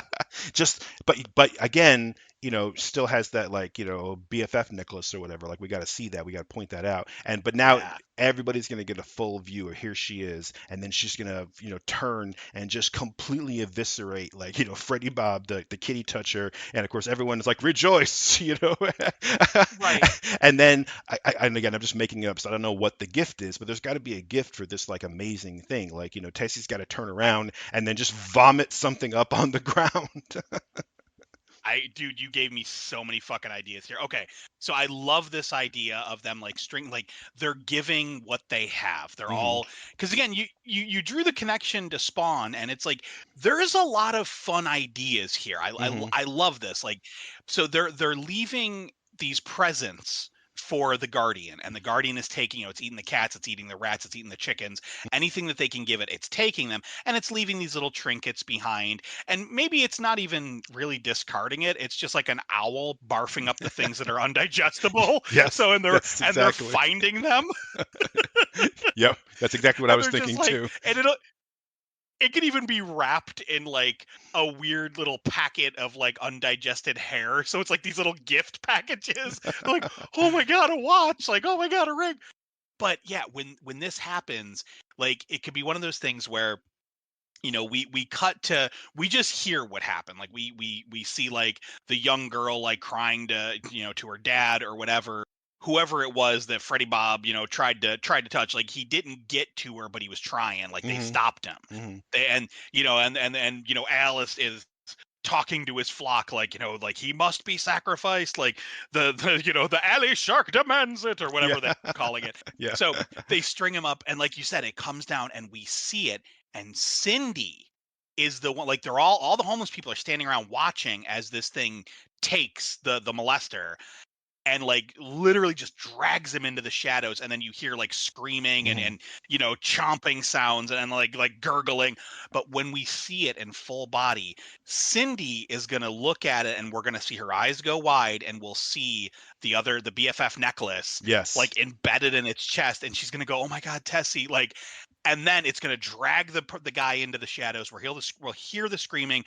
Al will have his hands up, in front, like back to the creature, hands up, eyes closed, like in ecstasy. Hmm. And then like the fucking blood geyser is gonna just like dump all over him, and he'll be like, I have been baptized, I have been chosen. Yes. Like, so now he's gonna get a little in his feelings, where if you're doing anything to try to stop the creature, you're on the menu next, type of thing. Oh So yeah. we could Hmm. have Cindy try to get to Amanda to be like, I know what's happening. It's going to sound crazy, but because she turned on their protector, now Cindy has to be sacrificed. So now we're going to have homeless people trying to stop Amanda, Jackie, and Cindy because they want to feed Cindy to the creature. Yeah. Oh, I You know what I'm fucking saying? love. Like Yeah, we add yeah. this whole layer of fear factor to it. Oh yeah, absolutely. I fucking love all of that. Yeah. And real quick, just to like close the loop on it, like when Tessie takes and eats Freddy Bob and again turns and like spits something up. Now keep in mind we had and you exactly hit on what I was thinking in terms of like, oh yeah, she's just like eating, you know, parts of these people and spitting up like what's left. Like that's why I mentioned like a ring and a watch, like things that were like on their Yeah. hands, you know. And Yep. but you exactly nailed it. I love this idea of like the owl pellets, like spitting up these like Yes. gross little eggs or whatever. But now because she got like a human, right? The demon wants human sacrifices. Now it spits up. It's not something that she took from one of the other victims. Now it's just like, oh look, you know, here's a little array of like mini bar liquor bottles or whatever, and it's whatever it is. It's Right. just something that she's magically producing because like now that's like what the trash man demon like really wanted. So now the supernatural ability to just come up with shit, you know, as boom, like she's Yes. just gonna puke up, you know, liquor and cigarettes or whatever for everybody. And you know, and of course Big Al's gonna rejoice in like, you know, the gifts from our God or protector or whatever it is. And yeah, and I love this idea of you see Cindy, and Cindy's got to see that BFF like necklace right on obviously on Tessie and like understand what the connection is.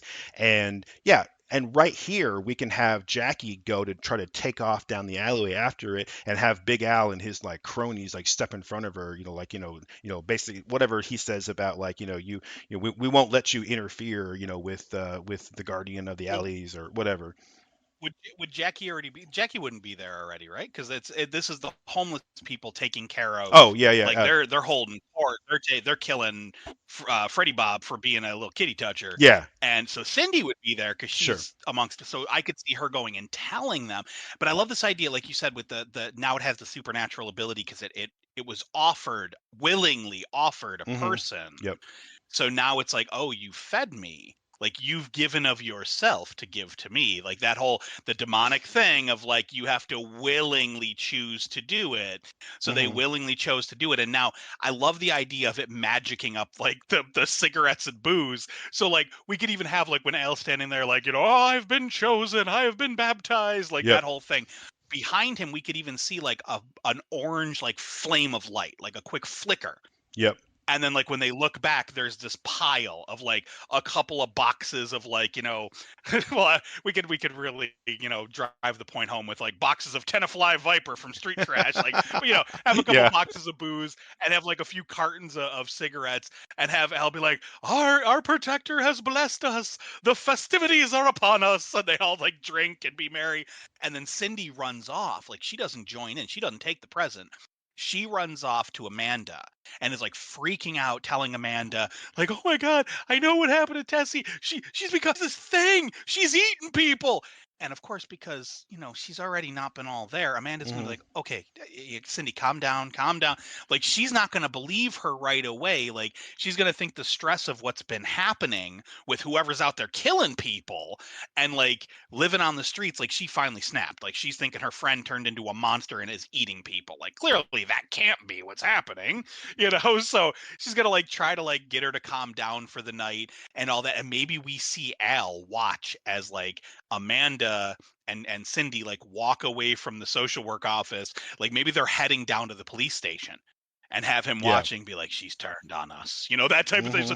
So now he's gonna be like, not only are we gonna stop the cops, but we need Cindy, we need to take her, she is our sacrifice, like that type of thing. Yeah. Oh, that's perfect. Yeah, exactly. And we can even just like cut to the next day, right? Or and Yeah. because I want Jackie to be a little bit more like aggressive here too. Like the next, it should be like the next day, and like you see Jackie and some of the other cops that again, maybe they don't all believe her, but she's like, look, there's a serial killer, obviously killing people. Like, believe me if you want to, if it's a monster or not. But hey, you're coming with me because somebody's killing homeless people. So whatever. Like so she's got some cops with her, and they're gonna head out. They're basically just gonna like go out in force like a task force and just Mm-hmm. head into the alleyways. Like they're just gonna start looking for the monster, and they're gonna get over there, and she's gonna be all right. You two like up on the fire escape on the roof, like you two around the block, and flank me, come around on the other side, whatever. It's like this one area of town town, whatever it is, where all the most of the killings have been taking place. And yeah, and you're gonna see they're gonna start looking, and then you're gonna see Holy Al and all of his people kind of watching and like spreading the word that like the pigs have come, whatever. And and Right. and this could be like an interesting bit of business, because we could see like Amanda, she's gonna get word of what's going on, like the pig the pigs are in the maze or whatever, and so she's gonna come run because Mhm. she wants to help as usual, and she's gonna be like, hey, like where's Cindy? Wasn't she here earlier? Like at the little office where she was, and the little pro bono lawyer guy is like, I don't fucking know, they all look the same to me anyway. God damn it, I'm so fucking up to my ears in casework. I don't know why I do this shit, just trying to make partner down the street with this fucking pro bono bullshit. But and as he's like ranting, Amanda's just rolls her eyes and leaves, like grab her jacket and go, like, all right, I'll go find Right. Cindy myself. And so she's gonna head over to the alleys, and then we're gonna see what's happening is Big Al and the others, because Big Al stirred them all up into this like cult. We're going to see that they're actually creating diversions on purpose for the cops. Like, they're like how they're Oh. howling and banging on pipes and yelling and screaming or whatever, trying to like keep the cops away, to keep them away from the fact that now, yeah, Big Al and his people, or Holy Al and his people, they've got Cindy and they're stringing her up, and Holy Al's going to start going into his whole speech, and you're going to see Amanda rush up like, oh my God, Cindy, no, stop. Big Al's or I keep saying Big Al, Holy Al's people are going to like, grab her, and of course, he's going to explain to her, what the audience has learned, what he's learned about, like, we have to, sacrifice, I don't know. Maybe he realizes it's time to sacrifice an innocent, to the, whatever, to their guardian angel, like whatever it is. And so, yeah. Well, it could be as simple as him saying, "Those who have betrayed us must be Oh, there you sacrificed." go. Yeah, I like that. That's perfect. Yeah. Because, like, Freddie Bob betrayed them and they were given a gift, Yep. and now Cindy has betrayed the following by trying to get people to stop their guardian, so she's betrayed them. Yeah, that's perfect. I love that. Yeah, so they string up, Cindy, and Amanda's going to try to stop, and then maybe Holy Al is like, Amanda, you were, always a friend, to, the people of the streets, but it's clear that you've gone astray as well, and like you've betrayed, our Yeah. safety, and they go to grab her and have Amanda just, kick one of them in the nuts and like take off down the alleyway while some of these guys are chasing her, because I want her to be able to kind of get away, find Jackie, realize that the cops are being led on a wild goose chase, and bring Jackie back, so Jackie and Amanda and some of the other cops can help. We're gonna have this like show, kind of a showdown where they're trying to get Cindy out of being tied up, but then boom, here comes Tessie like into the middle of all this. And I think this could be the perfect like big like climactic type of scene where it's like you got cops with guns. We're gonna find out what Tessie's made of. Ooh, okay. Yeah, so now are we gonna have Amanda get to Jackie and the cops and kind of reroute them, like, no, follow me, and then Hmm. they're gonna get to like maybe Holy Al. I keep wanting to say Big Gay Al from South Park. Yeah, yeah, Like that's what I keep wanting to say. yeah, But yeah, so Holy Al, like, I'll explain after the show, but I have a whole connection for this. But yeah. anyway, so Holy Al is gonna sacrifice Cindy, so maybe he's got her tied up in the alley. Hmm. So Amanda gets the cops and Jackie to, like, forget all the noise, like, follow me, and Yep. she brings them back to Al, and we could see, like this is where Jackie and the cops, like you said, like, we see what Tessie's made of. Like, they see Holy Al standing there with his arms up in the air, like, praise be to the alley shark, just like Yeah. doing it. And we see Tessie like crawling up towards Cindy, who's tied, like she's tied up to like a fire escape or something, like Hmm. thrashing around trying to get free, and it's just staring at her face, like, just so they're locking eyes, like Cindy with her once friend, now creature, as it's coming toward her. And then to break the tension, I love the idea of having like Amanda and Jackie and the other cops like come running up. We see this scene of Al with his eyes closed back to the creature, like he's not watching, but he's got his eyes closed, his hands upheld, like he's like, praise be, that whole thing. Cindy's freaking out, thrashing against her shackles or her ropes, and we got Tessie crawling toward her on all fours, like this big twisted fucking mutant creature, and just have like some Irish cop in the background be like, what the fuck is that thing? Just like out of nowhere. Yes, exactly. Yeah, exactly. Okay, so hang on.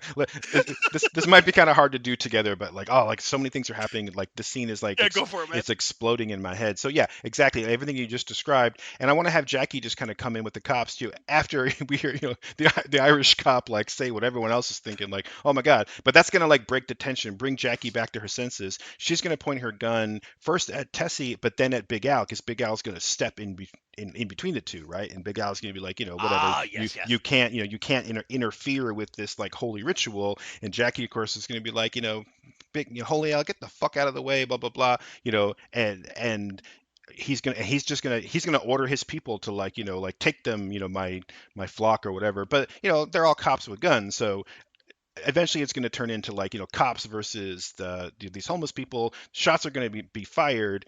I definitely think that that Jackie, I don't want her to like shoot Holy Al, but I think she definitely is going to be able, she has to get past him because I want her to be able to rush over and start shooting Tessie. And yeah, maybe again, I know I mentioned like kicking in the nuts or whatever, but like, somehow she like incapacitates Holy Al, gets past him. Maybe Holy Al like goes over off to the side to grab his I don't know, his scepter or whatever he had, so he's got like this big club that he's going to try to fight back with. I think it would be kind of like anticlimactic in a funny way if Amanda just like clubs him on the head and knocks his ass cold, um, with something that she grabbed, But then yeah, let's have Jackie come over and you see Cindy like begging the monster, like Tessie, I know it's you, like it's me, it's Cindy, like we've been best friends ever since. And I think Cindy is maybe a little bit older, and it's like this thing where she was like, you were so young when you came to the alleys, and I was like your mom and your best friend and everything, and we've been together all these years. I don't know what's happened to you, but it's me, it's Cindy. Like stop this. And Jackie just opens fire. Like I'm sorry, Cindy. Like she should say that. Like I'm sorry, Cindy. Like that's not Tessie anymore, and just opens fire on the monster. The monster turns and screams and yowls and howls, and as it's being, Jackie shoots it. She, her chamber goes empty, but then you see the other cops are like, okay, yeah, fuck this, and they just start firing on the monster too. And Tessie is just like taking this like hail of bullets while she's screaming and yelling. And maybe Amanda like is able to, maybe after the shooting dies down, Amanda's able to run over and grab Cindy and get her out of the way. And then as the smoke clears, you see Trash Mouth Tessie just sort of stand up and do that same kind of like squealing roar, like she's fucking pissed, but clothes full of Mm-hmm. bullets, but nothing. But this is something that I wanted to do earlier, like a little twist here or like a little addition is, don't forget, like this is the same demonic creature, like a demon, whose eyes were on fire, who was a flaming dumpster. And right here, you're going to see Trashmouth, the monster, stand up and roar, and its mouth opens wider than we've ever seen it. And you see these like spinning circles of teeth in its mouth going in different directions. And then its eyes that were like pilot lights, they just flame up. And then Tessie just starts breathing fucking fire like Godzilla and just squealing and starts Oh just shit. just bathing all the cops and the homeless people in fucking fire all around her because again, like hot garbage. Yes. Yes. Yeah, so basically Oh from my from god. here, I just think it would be chaos. It would be, Jackie and Amanda are going to get Cindy out of the way. They're going to run for cover. Tessie's just, lighting everybody up in the alley like a flamethrower coming out of her mouth, and then just jumping on them. And it's like there's so many of them. It's like, where do I even start? Like, get this head, get that head, take that hand, like eat this one. Like it's like a smorgasbord. Like Tessie's going crazy because there's like so much to eat. And it would be funny as we see her like chomp down, and then stop and cough, and like and cough up like like a wallet full of cash, just casually because it's part of the Right. rules. Nice. And I think at this point I think. Obviously our three heroines should kind of like get out of the way and get to safety. But I think it would be funny if Big Al, who got conked on the head, or Holy Al, like have him stand up and just be like, "Yes, Angel of Death" or whatever, like he's embracing it, and then have we gotta have Tessie jump on him and take his big ass down. Like fuck that guy. Oh, see, I actually had an idea for him. Okay, that's fine. I'm just Well, again, because we're just making shit up.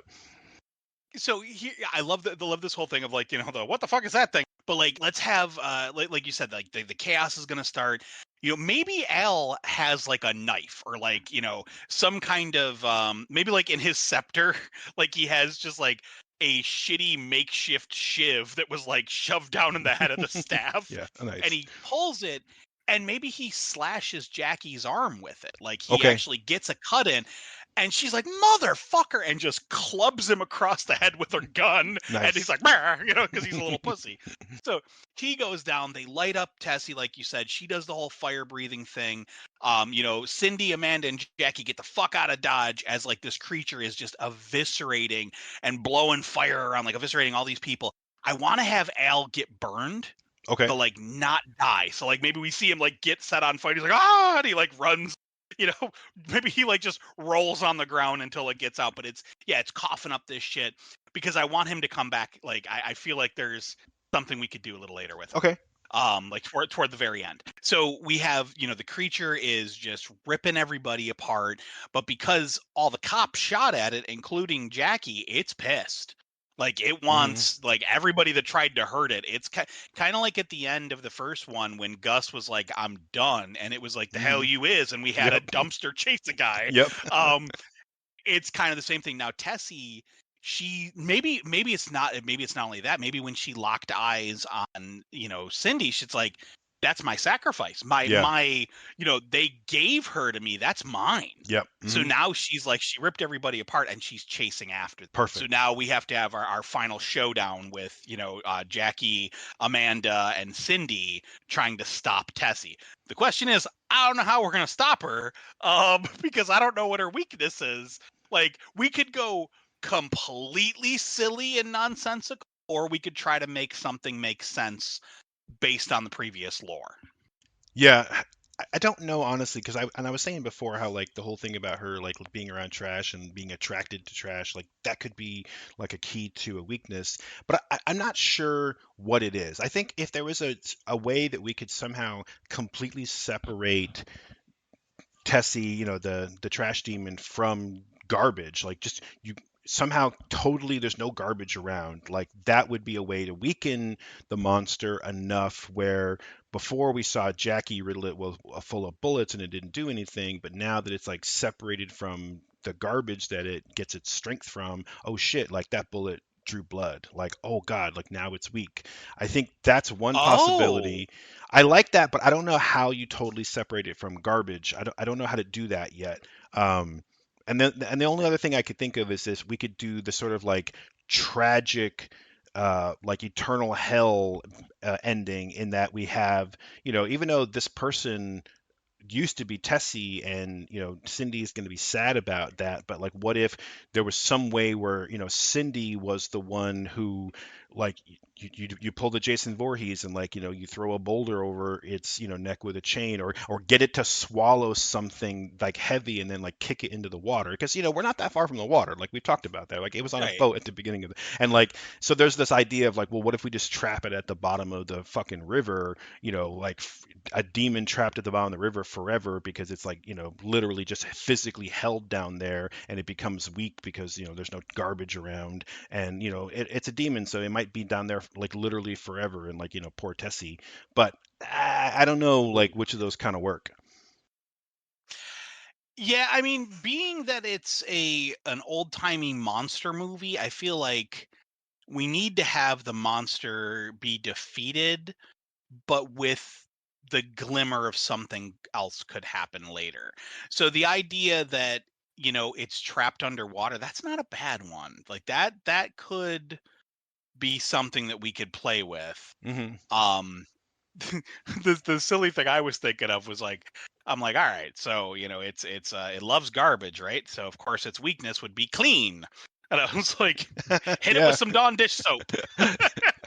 that's actually pretty hilarious actually.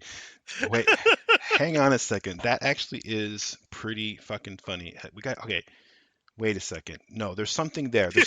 There's a way to combine these things together. I like this. So I don't know where the soap comes from, but just picture this, right? Like, yeah, we get it away from the alleyway. Like our three, hero ladies are running away, and here comes the monster behind him. And I'm just picturing like, what if it's just something as simple as a fire hydrant that they bust open.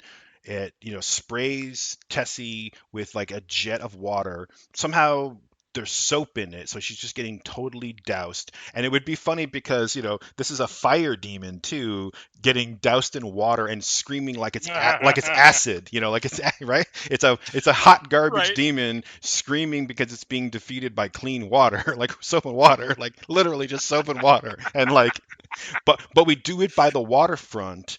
So, or maybe we do it with like a fire hose, like there was a fire truck, for whatever reason, and so it's down by the waterfront, and they literally just like they blow it into the river covered in soap, and then you just like see it sink below the surface. Maybe that final moment of like the hand clutches the air just for 1 second and then goes limp and goes under. But that leaves it open for like, oh, it could come back. But like, I love that idea of defeating the hot garbage demon with soap and water. Well, plus, and this is where my mind went. I was like, okay, this is silly. I know this is silly, but it's like the what cuts through grease and hard stay. Oh, Dawn dish detergent. I was giggling to myself about that. And then on a meta level, I went, cleanliness is next to godliness. The Yes, demon can't be in it. Like, that's funny. that is amazing. I love that. So, okay, we got to set something up, maybe even like earlier in the movie, like Chekhov's like Dawn dish soap or whatever. We got to set something up where, yeah, like they take a they're gonna run off toward again toward the Oh my the river. I keep trying to like figure out like how they blow her into the river. I love this idea of the soap and water, and I love the scene of like Pam Grier with like 2 bottles of soap like squirting them into like the water of a fire hydrant. That's just a really funny visual. I love this idea. And, and Tessie runs into it, but instead of trying to like just blow her into the water with like or into the river like with this jet of water, let's give Cindy a chance to have like the close of her story arc with her best friend Tessie, and and we have like they're running like a couple of crazy ladies like running through New York, and some cab like is coming down the street, and they run in front of the cab, and of course he's gonna pull to a stop and like like crazy broads, whatever, Right. and this is where Amanda's gonna skid to a stop and be like, oh yeah, and she runs over and she's like giving him a piece of her mind, like who you calling crazy broad, and he's just like, oh, I'm sorry, miss, I'm sorry, and but really what she's doing is she's just like getting his guard down because she's gonna like shove him out of the way, jump in the cab, like take off after Cindy and the monster, and and pull up like right in front of where we see the monster just getting like doused in soap and water. I would love for it to be Cindy, but I think it makes more sense if either they do that thing where like they jump out of the cab and like grab a brick or something and like put it on the gas pedal, or just have Cindy or somebody just take that cab and just ram it right into Tessie and just knock her right into the river. But you got to give Cindy a chance to be like, I'm sorry, Tessie, I loved you, and then wham, and then she just goes fucking flying. Okay. All right. All right. All right. So let's backtrack all this because we got to introduce the soap thing. We have to Yeah. figure out a way to introduce this. So here's kind of what I'm thinking.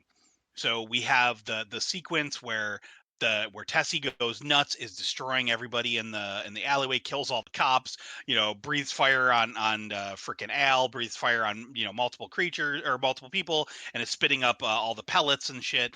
Um, then it's gonna like we're gonna see Jackie, Cindy, and Amanda run from the alley as all this is happening, and then like go to a POV shot of the creature like running after them. So we're Hmm. gonna see like it's gonna jump up high and like scan and then spot them and do its roar. Then we're gonna cut to them. They hear the roar. They see it like scaling down the side of the building, coming down to street level to chase them. They split up, go in Okay. different directions, try to like draw it away.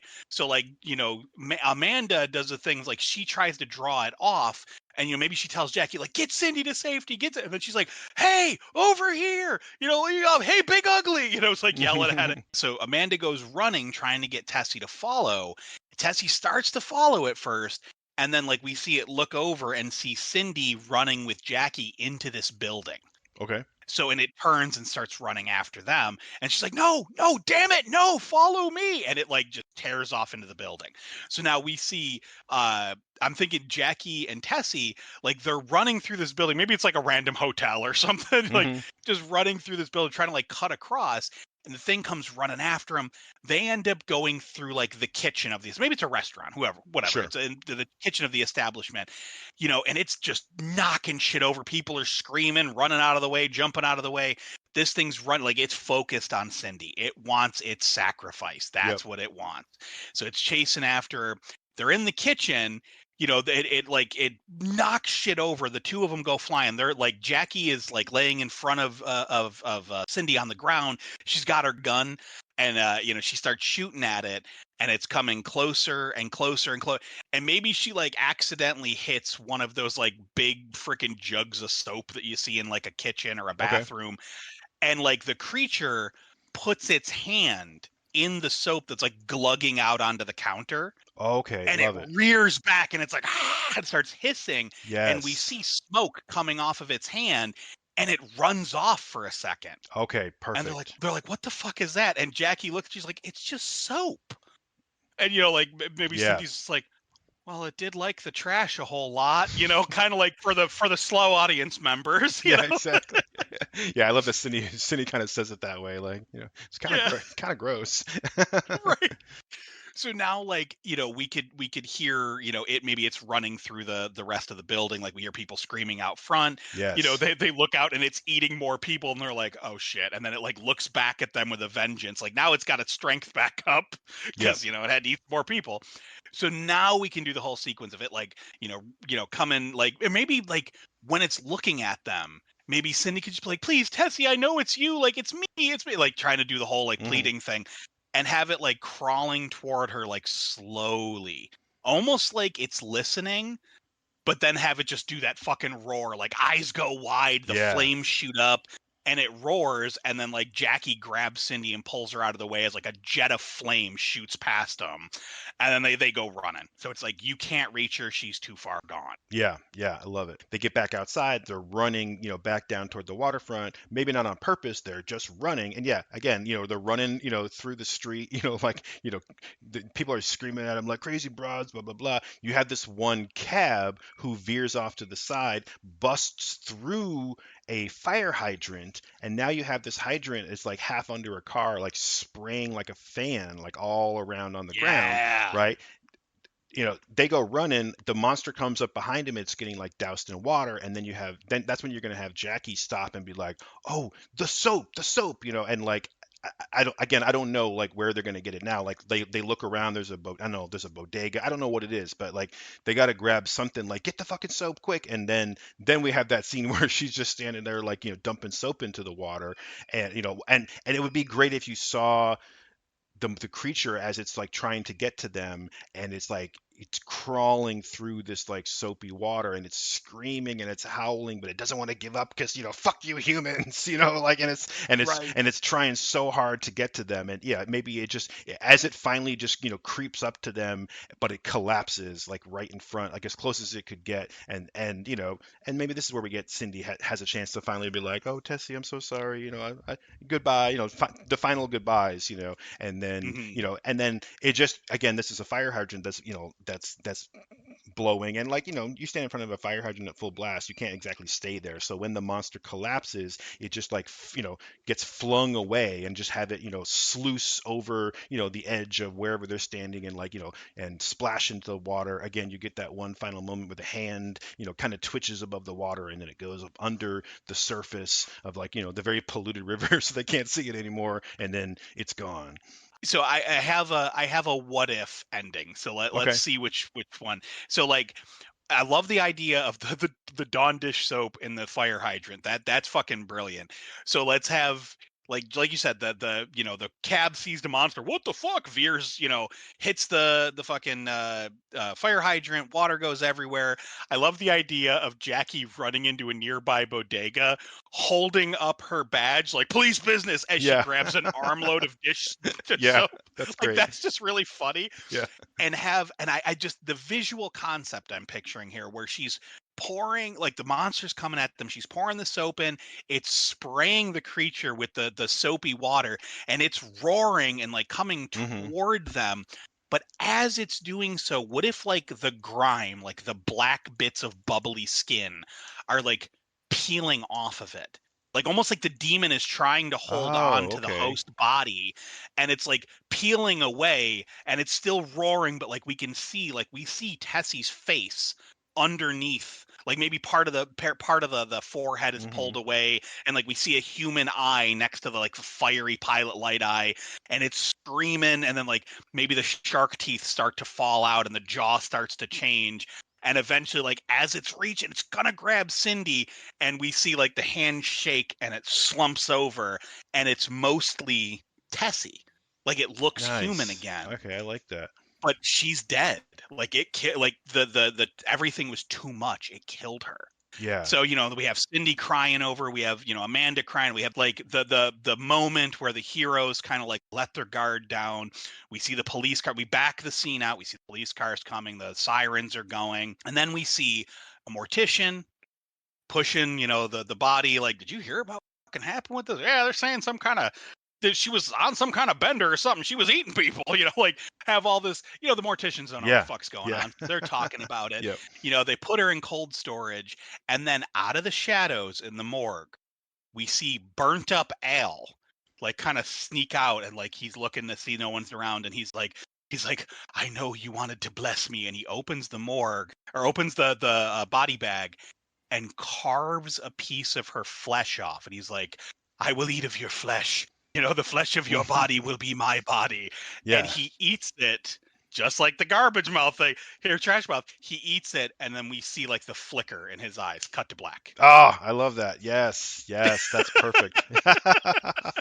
That's perfect. Yeah, like, flesh of my flesh, do this in remembrance of you. I love that. Yes, exactly. Yeah, I love that. Yeah, and I like yeah, it was I think we were really stumbling toward like how the fuck do we end this? Like it's Yeah. one of those ideas where I love the journey and then just kind of hit a wall of like fuck, like where do we go? And I love the idea of the soap and water. That was perfect. But yeah, I mean this is a really great example of like the process of like figuring this shit out. Like okay, what about this? What about Hmm. that? I love the soap and water. I love Pam Grier as Sergeant Jackie, like, or Detective Jackie running into a bodega and like like Police commandeering. business. Yeah, exactly, like commandeering an armload of like Dawn dish soap. I love the idea of like the taxi like hitting the fire extinguisher. And then I also really like this idea. I love that idea. I never would have thought of that, to like, yeah, let's have her revert back to her human form, because I kept saying I wanted to have Cindy have the end of her story arc where she gets to say goodbye to her friend.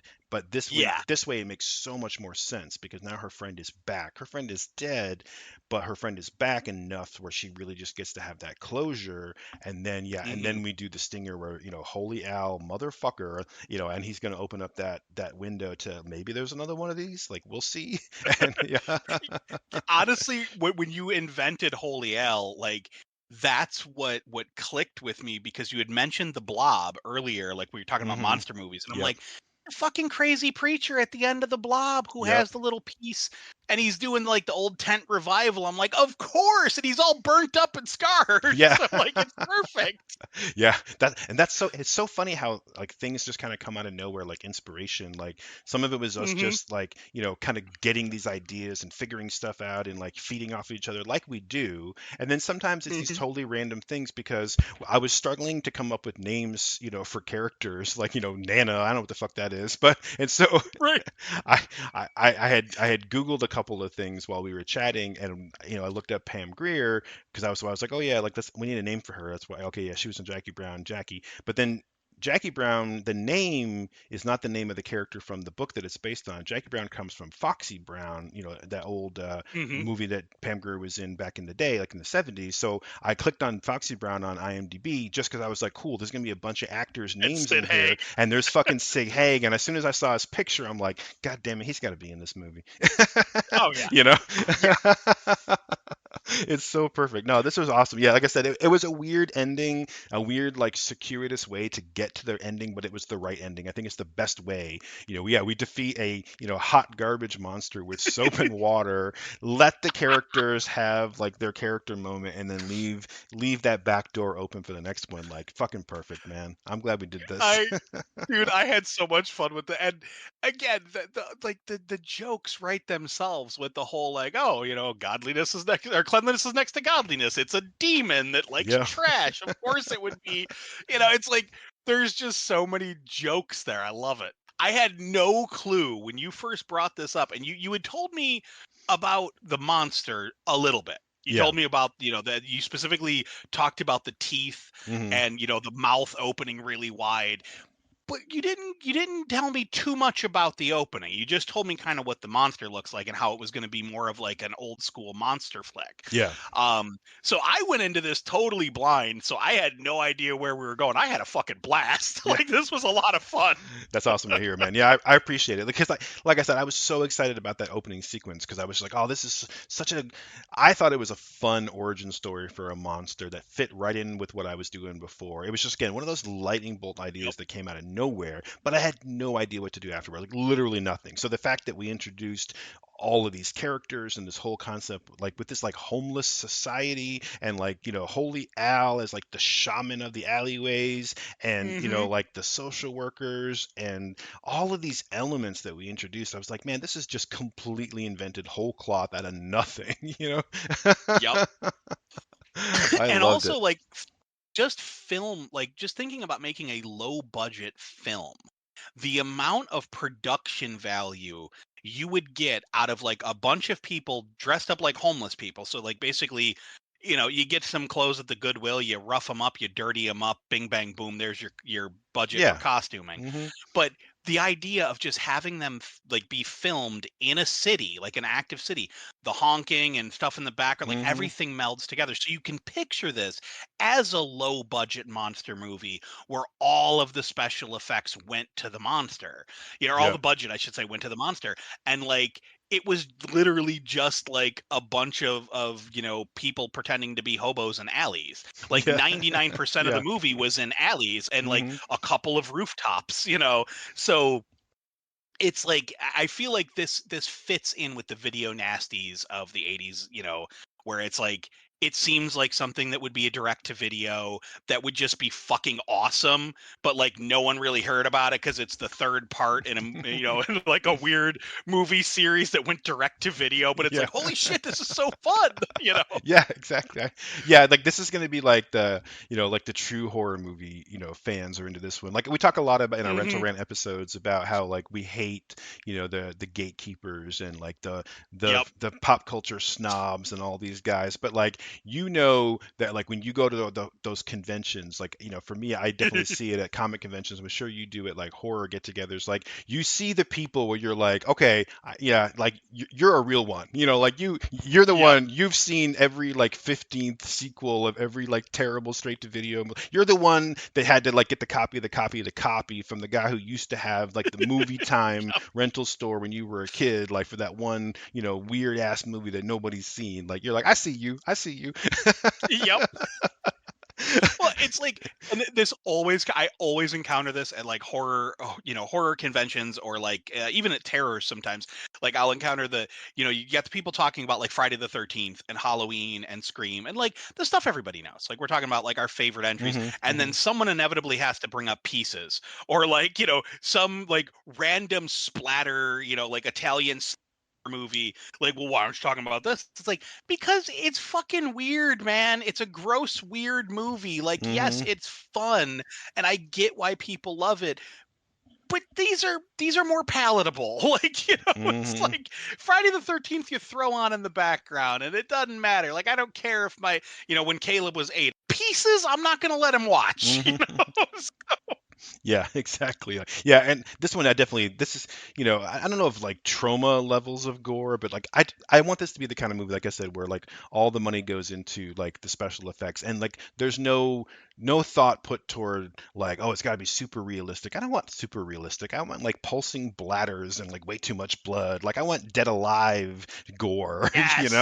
like Well, that's a really good real quick. I just saw the new Toxic Avenger, and I'm not going to ruin anything for anyone that wants to see it, but it definitely goes into the go over the top with the gore. Like there's a fine line to walk where you get gore like Hellraiser, where it's hmm over the top, but it's kind of it's meant to be gross and scary, and like it's meant to feel mean and sadistic. And then you have gore like in the Kill Bill Crazy 88 scene where it's like yeah. fucking over the top and Hmm bombastic and just insane. That's how this new Toxic Avenger is, and I feel like that's how this movie would be, where it's just heads being ripped the fuck off, geysers of blood, like Yes. just like, Yes. yes, we're gonna see the nasty grotesque bodies that have all been mangled and ripped up, but when we see Tessie ripping people apart, it's going to be cartoonish geysers, Yeah, like, and exactly. I Yeah, love that. it's gonna be like, guys who have like the fake torso where like their torso looks way too long because their real head is like hidden in the fake neck that's just like Yep. shooting blood out like while they're like stumbling around like where they actually can't actually see, you know? Yes. Yeah, that's exactly what I want. Like, yeah, this is so good. And like I said, every actor in this movie is just like, come on, like, do it for scale. Like, come on, like, do it just as a Yep. as a favor for me or whatever. Like you get all these like Yeah. cool cameos and yeah, this was so fun. I'm glad we did this. And now you understand like why I was like looking forward to it so much. Like, come on, I want to do a trash mouth. Like, let's go. Oh fuck yeah. No, this was a blast. And yeah, this is the type of movie, and I've said this before. If I were an actor in Hollywood, these are the types of movies that I would 100% jump on board to be like, yeah, no, I'll do it for free. Just buy me a cup of coffee. Yeah, Like exactly. I want to be involved in this because you want me to play a hobo that gets his head ripped off? Yes, please. Yes, Like, exactly. Like I know, like I'll stay up all night and like have to go to work the next day and exhausted, but I don't care. We're staying up all night to be, extras in the background of a bunch of like, like homeless people torn to shreds. Like that'd be so cool. Oh man. Um, oh man, that's great. couple quick more thoughts before we get into our wrap up here. And we talk about conventions and things. The reason actually that I ended up giving this character a name, Tessie, wasn't even really that I was thinking about like giving her any kind of personality. Really, I mean, I'm sorry to say that's part of why I was like, we got to have some cool characters. But I'm really glad that we were able to characterize her in this way and make her very human, so we know who she is, and she wasn't just some nameless victim. I think that that's great. But at first, the real reason I was like, I need a name that's like not maybe there's some character out there named Tessie, but for me I was like, okay, I want like the horror convention cosplay, like who's going to be Trash Mouth Tessie in at the horror convention with like this crazy like garbage disposal mouth mask on. And then when you started talking about like the BFF necklace, and I'm like, oh, that's so perfect. Like you're just like you're helping my cause of like I want to create like the cosplay that everybody wants to do, you know. Yes. um Oh man, I love this design too. yeah. It's so bizarre. Yeah, I appreciate that. And where it came from is, again, the first movie was about a dumpster, and the second movie was about a landfill. And I was like, okay, well, what's the next thing that a movie can be about? Like, I don't know, a trash can? Like, I don't know. Like, I'm trying to figure an ashtray maybe because like it's hot. Like, I was trying to figure it out, and then I was literally like doing the dishes in my kitchen, and I turned on the garbage disposal, and I'm like, motherfucker. Imagine if there was a garbage disposal monster. What would that look like? And then everything, that whole lightning sequence at the beginning where I came up, with the whole origin story, it just like shot into my brain, and I'm like, oh my god, I have to write this down quick. That's 100% what happened to me with 1 Week to Live, because I kept trying to figure out how do you set this song up like as the cursed song? Like, what do I do? And I was racking my brain because, like I said, I knew about the college student. I knew eventually I would have to get her back to fucking Darien Lake, but how do we do this? And it was like, it wasn't until like I thought about a DJ having to listen to the same song over and over Hmm. again, because we talked about when I worked at Media Play and had to listen to the same fucking cycle of songs over and over again. And then I came up with the name Buck Naked Jake, and I was like, I love it. I got it. I got the whole fucking sequence right Yeah, now. Like, I love it. That was so great. Yeah, but it's so weird what triggers that. You're like, you're doing the dishes and you're like, garbage disposal. Son of a bitch. yeah, exactly. Like for me it was like, I need a radio DJ with a weird name. Buck Naked Jake, here we go. Like Yeah, right. it's just bizarre.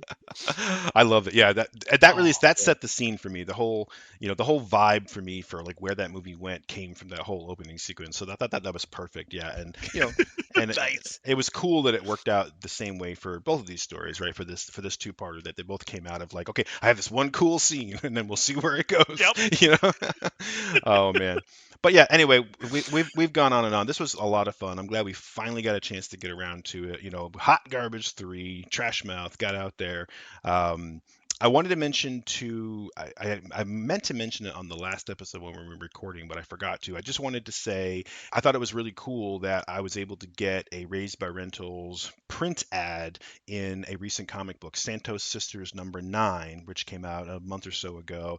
And it was really, really great timing because literally just a few days before the comic came out, the Santos Sisters won an Eisner Award at the San Diego Comic Con for Best Continuing Comic Book Series, which is extremely cool Nice. because it's, if you haven't heard of the Santos Sisters, it's by a creative duo called Greg and Fake Peter. I don't have any idea what their real names are or who they really are exactly.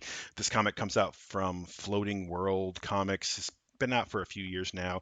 They put out like a couple issues a year. So again, the timing was really good for it to come out so close to Comic Con when they come out so sporadically normally. But yeah, it's an underground comic that I got into literally from word of mouth, like people saying, "Hey, have you heard this?" And it's just happened to be really cool that my local comic shop really loves to support indie and underground comics. That they stocked some of the issues, and I was able to jump on around issue 4 or so, and then track down some back issues.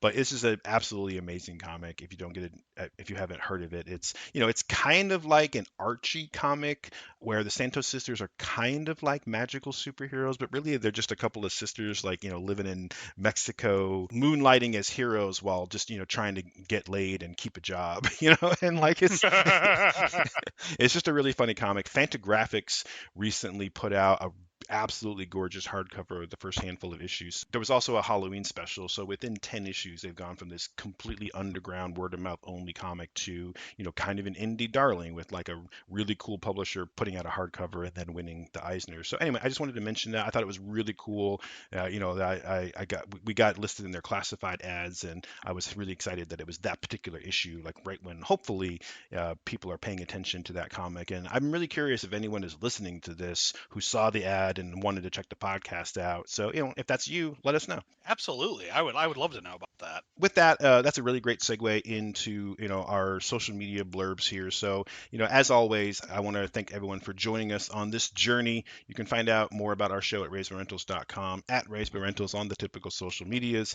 We do belong to the Rad Pantheon, a super team of podcasters, artists, musicians, all sorts of creative people supporting each other to help spread the gospel of rad stuff. So if you like the show, there's definitely a chance you're going to dig one or more of our Rad Pantheon teammates at radpantheon.com, at Rad Pantheon on the social medias, which I've been terrible about updating, so I'm trying to get back to that. But definitely go to radpantheon.com. All the links are there. You can check out some other podcasts and artists and cool people. So what about you, Mike? You're on the Rad Pantheon. What else you got going on? Well, speaking of being awful about updating social media, I've been really bad this summer about updating social media and even updating episodes for the Boogeyman's Closet. But I do have a couple in the can that will be coming out this week and next week. And we'll be getting back to recording, but there's going to be some changes maybe in our lineup. I'm not 100% on this yet, but there will be some changes going forward. Not sure if it will still come back as a weekly podcast. It might be a bi-weekly podcast when it does come back. But of course, I am still part of Count Creepyhead's Saturday Morning Monster Mash. Where three grown man children love to talk about toys, pop culture, and Muppets. So that's always fun to listen to, and Mm. that is pretty consistent. The Boogeyman's Closet, I'm hoping to get back on a regular basis once I get all the details worked out. Yeah. All right. Sounds good. I appreciate it. I got a couple more like birthday picks that I got to throw in there. Like when we get a chance, no pressure.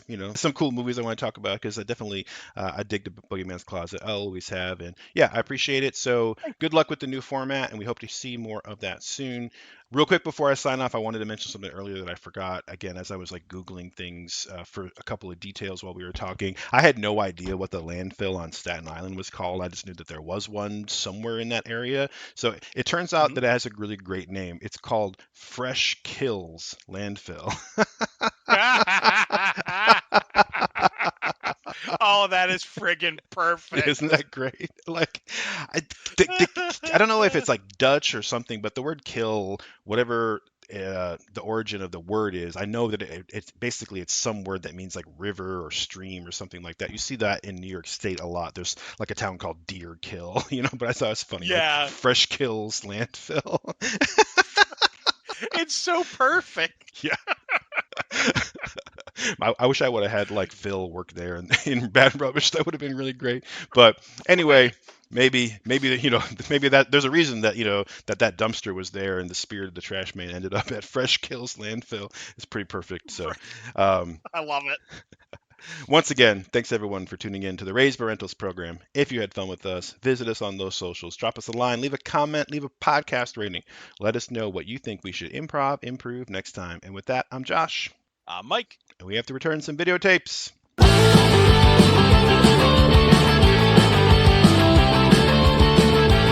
Raised by Rentals is a member of the Rad Pantheon Network. Visit radpantheon.com to support rad stuff.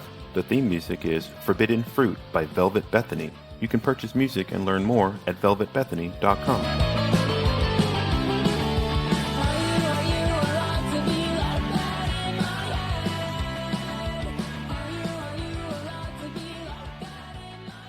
You son of a biscuit-eating bulldog. What the French, Did Toast? you think I wouldn't find out about your little doo-doo head cootie queen? Who are you calling a cootie queen, you lint liquor? Pickle you, kumquat! You're overreacting. No, Bill, overreacting was when I put your convertible into a wood chipper. Stinky McStink face! You shut your goddamn trash mouth.